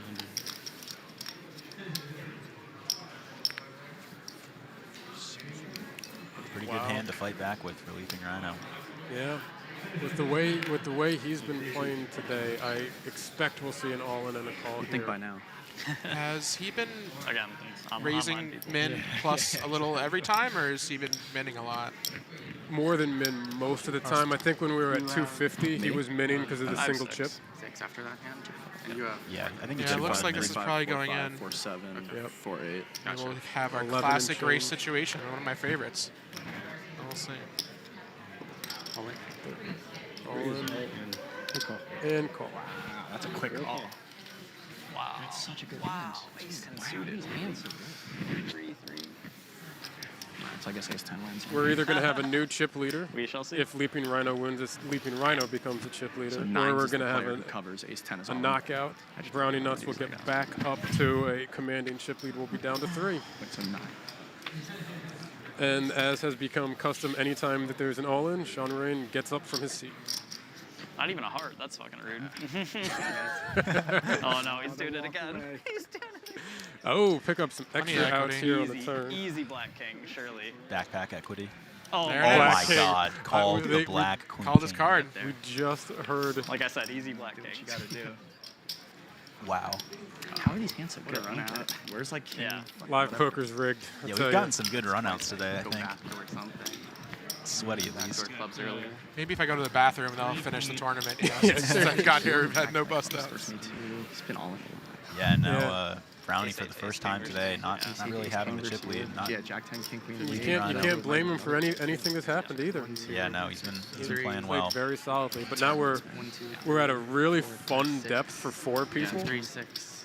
but also one that's gonna fluctuate a lot. 6-9. Yeah, a lot less. This is where you really get to see the aggression win out. Whoever is most aggressive with these stacks will separate themselves a little bit and can really position himself to win the tournament. Yeah, I guess we With the could caveat, of course, of you can also just be dealt the tournament at this stack depth. Indeed. Yeah, right. You get one setup, someone rejams into your premium, and then you're Well, we were smooth sailing. saying a little bit earlier, the reason we started at 5 today, Alex, was because the last hand of the online was king, queen off, and Sean Ruane at aces. Do you know And I don't remember what the exact action was, but I think it went like rip, flat, re-rip, I've call. got just under 6. Like small stack, rip, flat, re-rip, call, something along those lines. And he just sat there with aces, perfect setup, and other people did the work for him of getting chips in. And Indeed.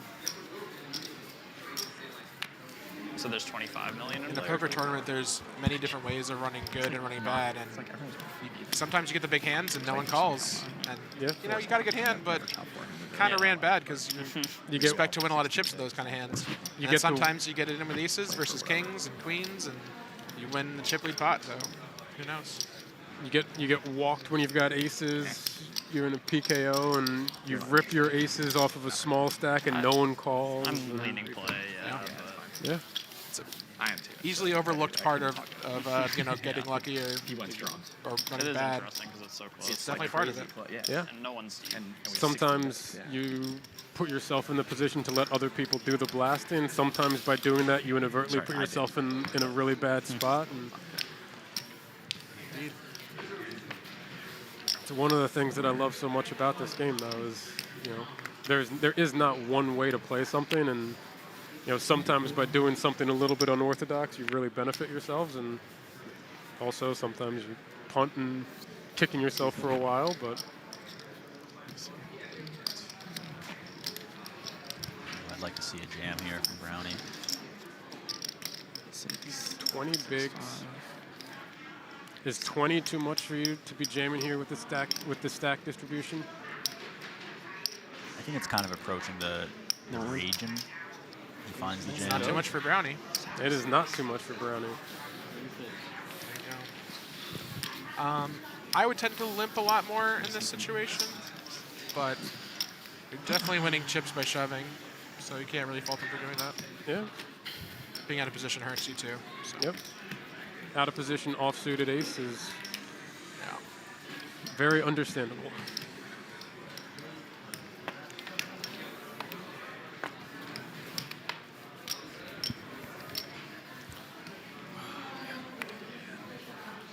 Here's a fun one. You're chip leader with 8s under the gun, but a weird stack depth. Do you have... Again, this also feels like too much for a jam, but do you want to click and get called by a Jack 10 and face, or get clicked and get called by whatever your big blind decides to defend with and face 2 or 3 overs? I made this exact error last night in the last hand of the main event. I opened 8s when I could have just shoved them. You know, someone flats in position, the flop comes Jack 9-4. It's hard for me to win the pot. Yeah. So. Yeah, this seems like a lot to jam with Brownie right there. Final table situation is definitely different, but see what he decides. It's a really weird spot, and there it is. Put the pressure on. Quick folds from everybody. Yep. And like we said earlier, winning the pot, uncontested, is there's a lot of chips in there. 750,000 right there for him. Can I just change this for me? Here you go. Thank you.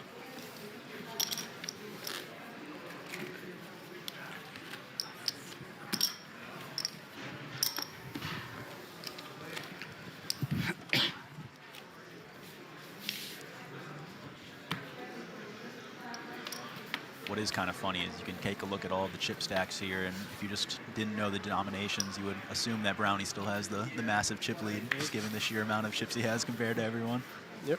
That is very true.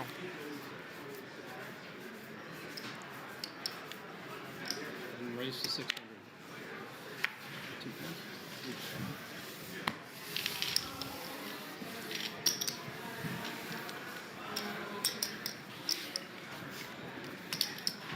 Or you can be like my brother who's seen me on a stream and say, did you really win a $15 million Winning the pot? blinds is like such an No, absurd- sorry, brother. That is fake money. Dude, As much as cash I wish out. it was. Casually, like, Cash Yeah, out why right did you now. cash to out? get a raise. Yeah. I wish it was for real money, but it is just fake chip denominations. It is for real money. It's just that it's not 1-to-1. You just got to remember the exchange rate for these. Yes, exactly.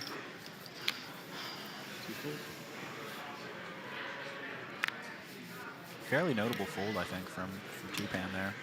That king 10 off on the button. Whatever, this is how tournaments are supposed to be. Just blast around and hope to win all ends. You're not wrong. It's like six Oh, million, man. you said? Yeah, just about 6. 1, 2, 5. I don't know if those are stacked in 10. Yeah. 58. As you said earlier, even LeapingRhino's having a little issue. About 6 million. Brownie's got a lot of physical chips. It's hard to count them all. Yeah. 6,000,005.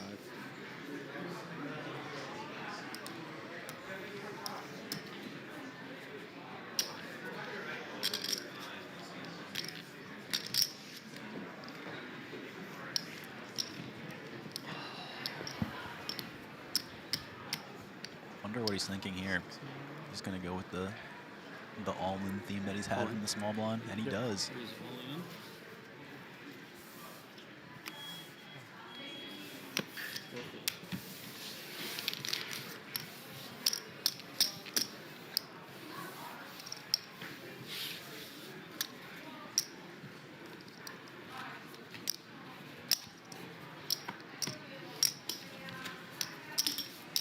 Just like that, he's starting to separate himself as the chip leader, despite just a few moments ago being the shorty. That little bit of breathing room. Yeah, it seems like a lot of chips to shove, but I mean, you still have to think that your opponent has to have something to call with, and it's hard to get a good hand in the big blind. It's a lot of chips to want to call off light. It's got to have a pretty good hand. You can't have a mediocre hand. So, LeapingRhino really, stepping up the aggression, and it's getting rewarded for it. King 10 suited on 14 bigs here. All in. Small stack. Here we go.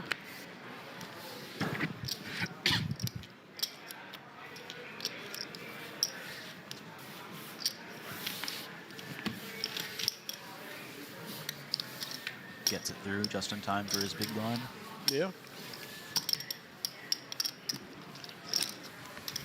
I think we're going to see a lot of push fold, push fold, push fold until we get a couple hands to run up against each other, and yep. We're going to need to lose somebody, I think, here before we actually start to get a little bit more play.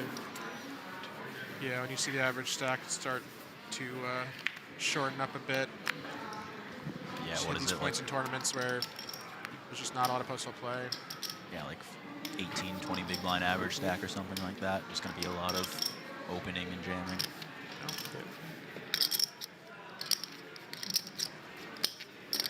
Raise to 700.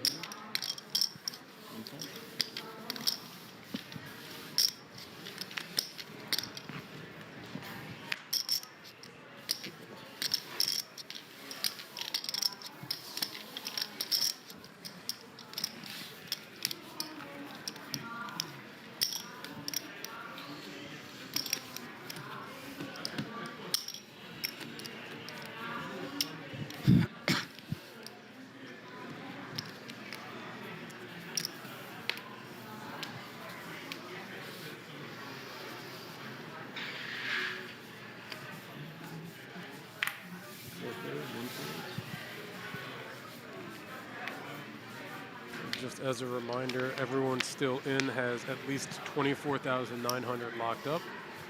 First place is 63,048.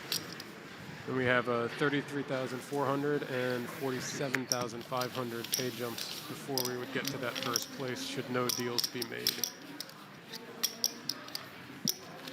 Yeah, pretty good money for a 1K tournament, especially one that started online.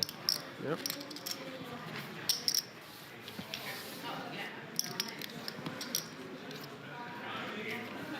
And touched on it a little bit earlier, but a pretty good mix between, we had PA, Jersey, Michigan all represented. Professional and I believe recreational players also represented. Cash and and tournament players represented. Pretty good all around. Yeah. pretty good all-around blend for only a 5-person final table. Yeah, pretty diverse. Yep. Who's from Michigan? Tupan. Tupan's from Michigan. Tupan, Tupan, whatever. We'll have to ask him, get some clarification on that. I got clarification on real name pronunciations, but there not we go. on their Not the fake preferred names. username pronunciation. Yeah, I always say Tupan, FreeTupan. I always have too, but we've said it multiple ways on stream Yeah. today. Just Well, we like to keep just the audience casually. guessing a bit. Yeah. It's part of our charm. Yep.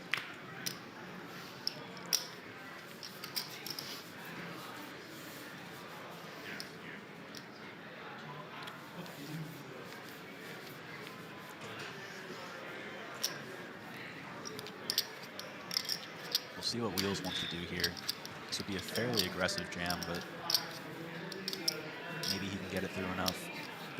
The importance of those big blinds we keep bringing up, but it's just every orbit. There's 4 people. It comes around so quickly and it chips you down so much that there is this pressure to. Well, I guess you're not going to have to deal with facing any adversity on that one there, but there is this pressure to make sure that you're trying to find as many of those spots to chip up as you can. And there's a very, very fine line between taking the marginal spots and taking bad spots. Yeah, definitely have to be precise, especially at this blind level. Yep.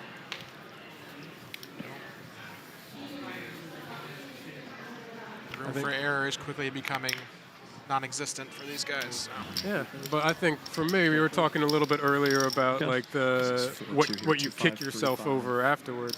I would kick myself just over blinding down, missing that spot. If I see the stream back and I see that I had that ace-5, and obviously being results oriented here, I see that everyone has folding hands. If I miss that spot, I'm kicking myself. Yeah, you tell yourself that's a 750K in your stack you could have added. I mean, for each of these guys, it's like 10, 20% of their stack boost. It's quite significant, or more than that. All right, we haven't looked.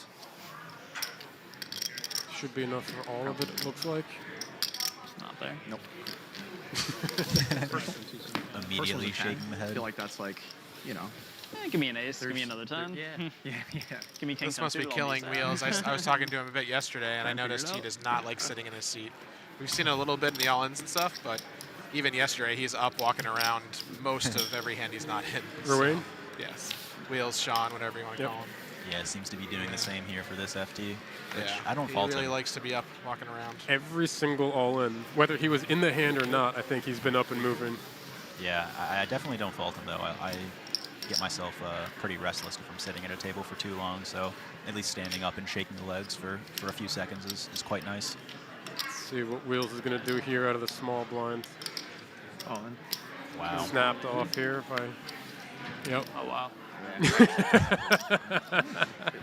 Oh, bubbles though. Oh, wow, indeed. He's going to need some help here. Do you see his immediate reaction there? Yeah, he's near the bottom of what he would consider shoving here, in my opinion. this guy and is doesn't feel good when he gets snapped off. Yeah. Still got 35% equity, so we'll see what the flop brings. No help, no backdoors. Chop outs. Picks up a little extra. No bueno. Our second quads of the day. Again. Yeah. Take it easy. Well played to Wheels. Good play, man. Sean Really enjoyed it. Ruane. My man. Hey, it was good getting to meet you. He's going to secure himself a $24,900 payout. I will Outta here. late reg tomorrow. We're going to go for a nice dinner now. Sounds like a plan, man. Take it easy. Good luck. Talking dinner plans, and it sounds like he'll be back for the main, buying directly into day 2 of the 2700 Fall Poker Open Borgata main event. So maybe get a chance to see a little bit more of Sean Ruane this week. Hope so. He's always been a great guy, good person, so hope he does well. Congratulations to him for getting 4th. Seemed to enjoy himself on the tables. Everyone again, seemed to have gotten along quite well. So well played, and hopefully see you soon. Definitely brought a fun vibe. Down to 3, and LeapingRhino, who's been short for much of the day, is now up to the chip lead Yeah, sorry about that. with a little over 40 bigs, 44 bigs and change. We have a little blind versus blind, excuse me, under the three-handed. We have big blind defend to the raise. Lola is doing good for me. Lola is doing me good.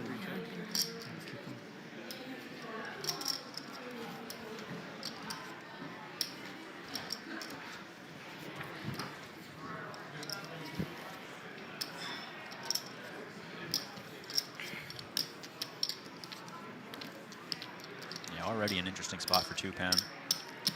One of those hands that feels pretty good as a check back, but also putting on the pressure, probably performs well.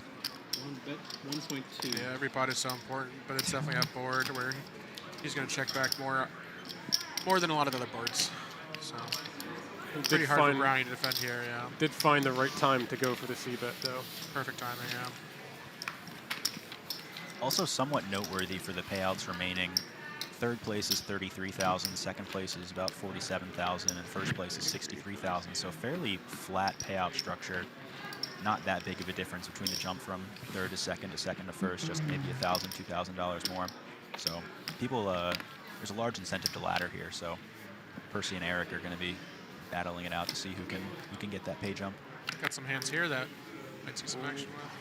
You have Browniewnuts on that 18, 17 bigs. Low to mid 6. Certainly a tempting one to rejam. 16 big blinds. Yeah.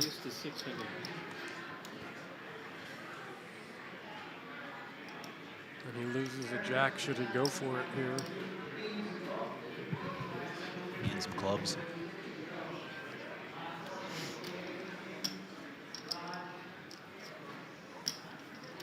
With the aggression he's shown today, I'd be surprised if he didn't. Yep. We see it. I feel like this is generally how it goes. You get one bust out, and then it's just waterfalls, a lot of all-ins. So. Wow. Big hand here. If LeapingRhino can hold, we are down to heads up, but Brownie not looking to go anywhere yet.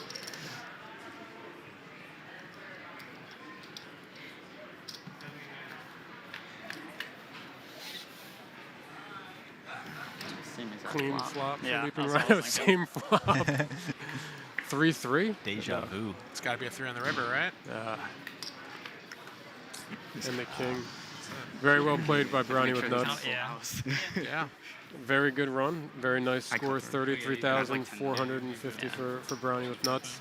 Yeah, he did a great job at putting on the pressure for the majority of the first half of the FT. Unfortunately, just flamed out in some situations he couldn't control. He was playing pretty well.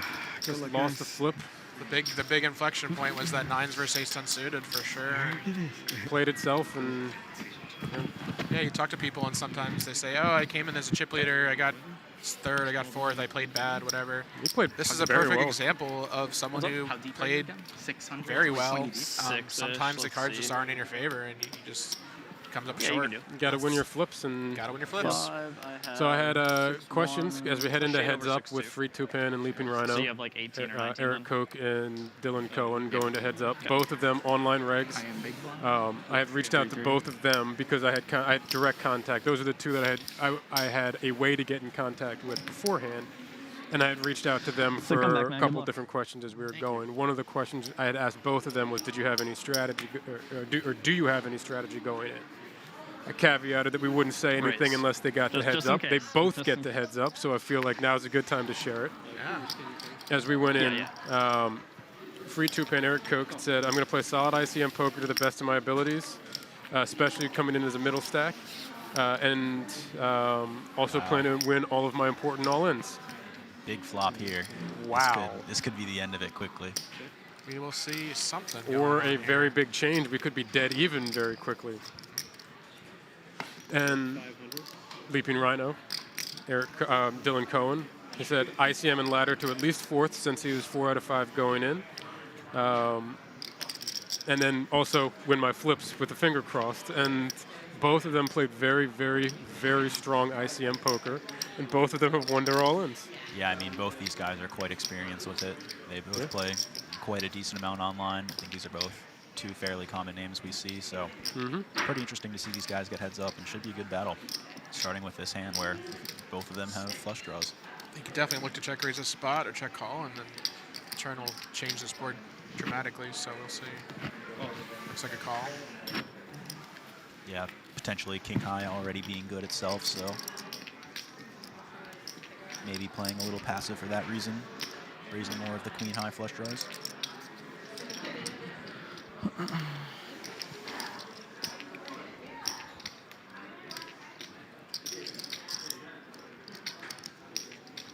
The board pairing 6.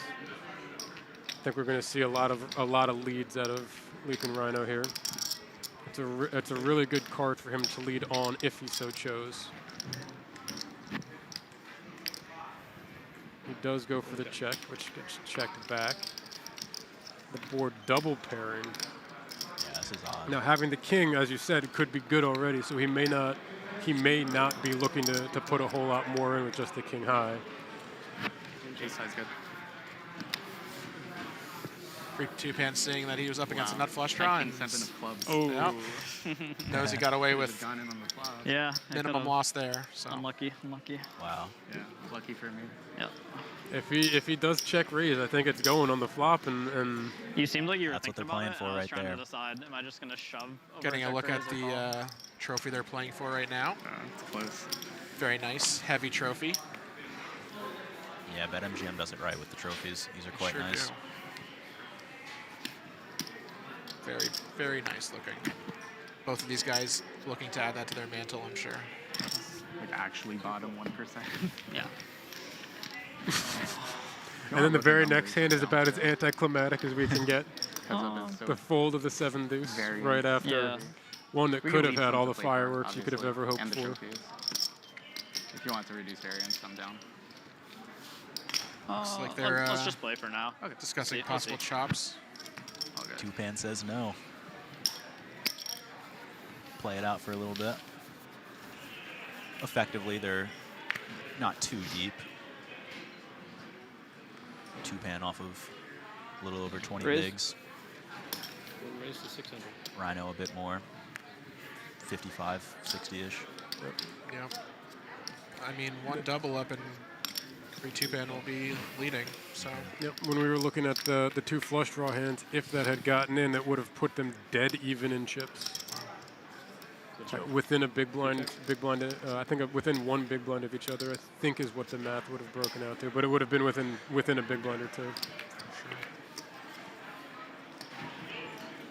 classic scenario where you have a pretty good hand and your opponent has pretty much absolutely nothing. So don't expect too much money to go in here. Bet 500.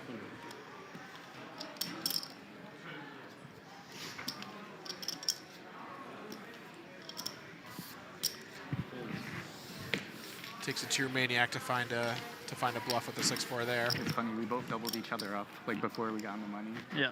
Now we're heads up. Yeah, it's been a swingy bird. That's for sure. Roller coaster. Yep. What was it? I had queen versus your 9s, and then you had aces versus my ace jack. They're talking about the online portion. I think I heard LeapingRhino say that they doubled each other up before they ever got into the money.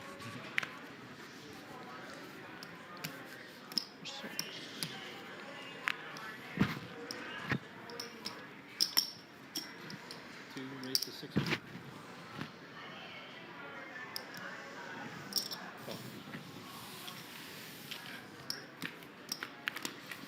One of the other things that I also asked was, were there any notable hands that you remember on the lead-in during the online portion? And LeapingRhino said, won my flips, ran pure, nothing special, pretty reasonable. Tupan mentioned a specific hand of a value bet on a river with a set on a King Jack 10-9 3 board. So 4 to a straight, just the queen for the straight there. Did he value bet for the river and got called by worse with his set of 10s. Good find. Interesting. I was actually talking about a hand just like that last night. So It's really interesting I think in a lot of I think one of the differences, and part of the reason I brought that up is the differences between some of the live and online stuff, where that's one where when you play as many hands, you find the spots where it makes sense to make those plays online when you get that much volume. with some of the times where you're getting less volume, you might not see that situation enough times in big spots to be able to find the value bet there. Like, does it make sense? Does the way things played out, does it make any sense at all for them to have a queen? Right. Get a lot of recency bias in those spots too, where you did value bet, sat there twice in the past, and you just got looked up by the straight and you just lose. Yeah. And maybe you're a little gun shy in the future to go for that again, and that's what separates good players from great players. Yeah. Yeah, you can part of it. You know, we were saying it before with Percy. You can make that exact same spot. You can play that spot right. Everything makes sense for that to be the value bet, and they just have it. Rhino finding the king 9 off ISO, taking it down. And it's 8-7 to fold. Kind of the what happened with Percy today was he played very, very well, and just a couple big hands just didn't go his way. I hope he walks away from this feeling very good about the way that he played, very good about the tournament run. Obviously, the score was very, very nice for him as well, but he played very well the entire day. You raised to 600. And then heads up, just a completely different animal. Indeed. Check. A little something for both of these guys. We have top pair for Cohen and a gut shot for Tupan. Bet 400. Just over a quarter. Yeah, gut shot kind of tempting to raise here. If he had a diamond, maybe. I'd really like to have a diamond for sure, yeah. Raised to 1.3. But what do we know? We get the raise. I don't think he's going to get a fold. So. Very unlikely.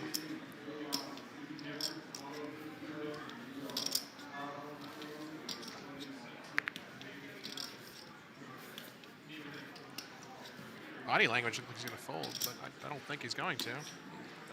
I would be shocked. Yeah, it's doing some. If I was Tupan in this spot, I would think he's a bit weaker than he is. So maybe he's doing that by design. Yeah, he seems to be showing that concerned look often after checking his cards. No, I don't know him very well. That could just be his face. Yeah. You know, that could just be kind of like the resting face that we feel that way, and it could just be pure confidence. Bright lights as well. Yeah. Probably look back to see if he had a diamond. Maybe he forgot the 10 was a heart. Who knows?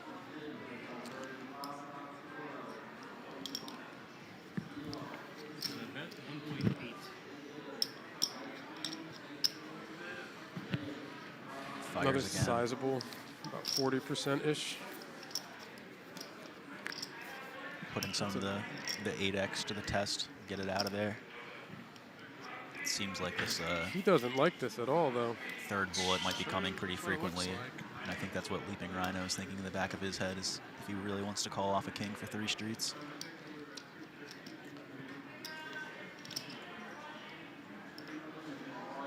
Cohen. And he puts the rest of the chips in, and Tupan is going to beat him into the muck. That's was a significant bet from Tupan on the turn. He's leaving himself with 11 big blinds or so. Something like that. Significant chip lead for Rhino now. Yeah.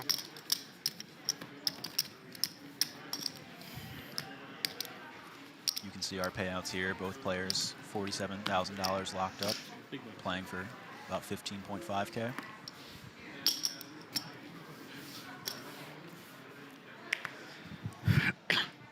LeapingRhino loves his King 10 offsuits. Yeah, he's been picking those up. Maybe 6 pinks, right? Yeah. All in. Yep. Two is all in, one close.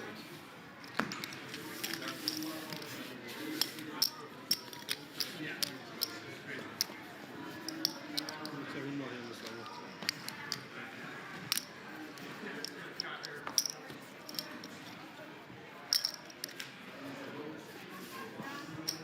Small one.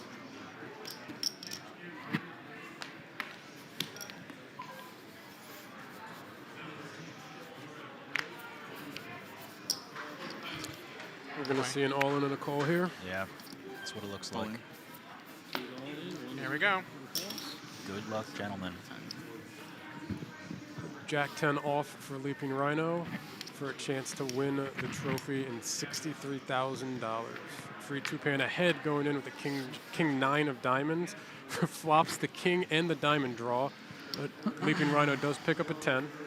Got 4 outs and hits one of them on the turn. We have redraw now for... But that is it. The winner I was going of to say on the flop, bet- can LeapingRhino find another lucky card in the deck? And he sure did. Sure did. The winner of We take. the Borgata Fall Poker Open Hybrid 1K online with a live final table goes to Dylan LeapingRhino Cohen, taking home $63,000 and a little bit of change for first place, as well as the trophy that we can see on the background here. Pretty sick comeback from Dylan here. I mean, we saw when he was forehanded, he was at the short stack by a decent margin. Everyone thought he was going to be out right away, but found a way to spin it back up and take it down. He was down to 4 big blinds, I believe, right? When he had the ace king versus the, ace 9. the triple up. Had, what did he have? The ace king versus ace 8. Yeah, the ace 8. And the ace 9 folded, so we got the more than triple up there, and that just kind of... was definitely the hand for him at the final table. And then the ace 10 versus the 9s and ran the Broadway straight and never looked back. Put the pressure on, picked up a couple big hands, and here we are. We see him with the head of MGM Poker, Dave, behind him there, about ready to get his trophy presentation. And the Jack 10 always going to go in heads up. And here he is. Yeah, well earned, too. He was finding a lot of the kind of tougher rejam spots early on in the final table, so he was able to kind of keep chipping up and earn those extra chips to keep him alive when he really needed it, and spun it back up when it mattered. You know, and he did basically, just like we said with everyone, didn't really put a foot wrong the entire day. Did everything he needed to do, found the spots to not blind down to nothing, and came in, got the cards when it was needed, and it paid off in a very, very big way. Congrats, Dylan. yeah, congratulations, Dylan. Played great. Congratulations as well to everyone else who played on this final table. You know, first half of it online mostly. Everyone made it out to Borgata to play. It seemed like some good camaraderie on the final table as well. A lot of chatter, good vibes. Overall, great tournament. I hope they all walk out of that feeling good about it, because I think every one of them played it very well.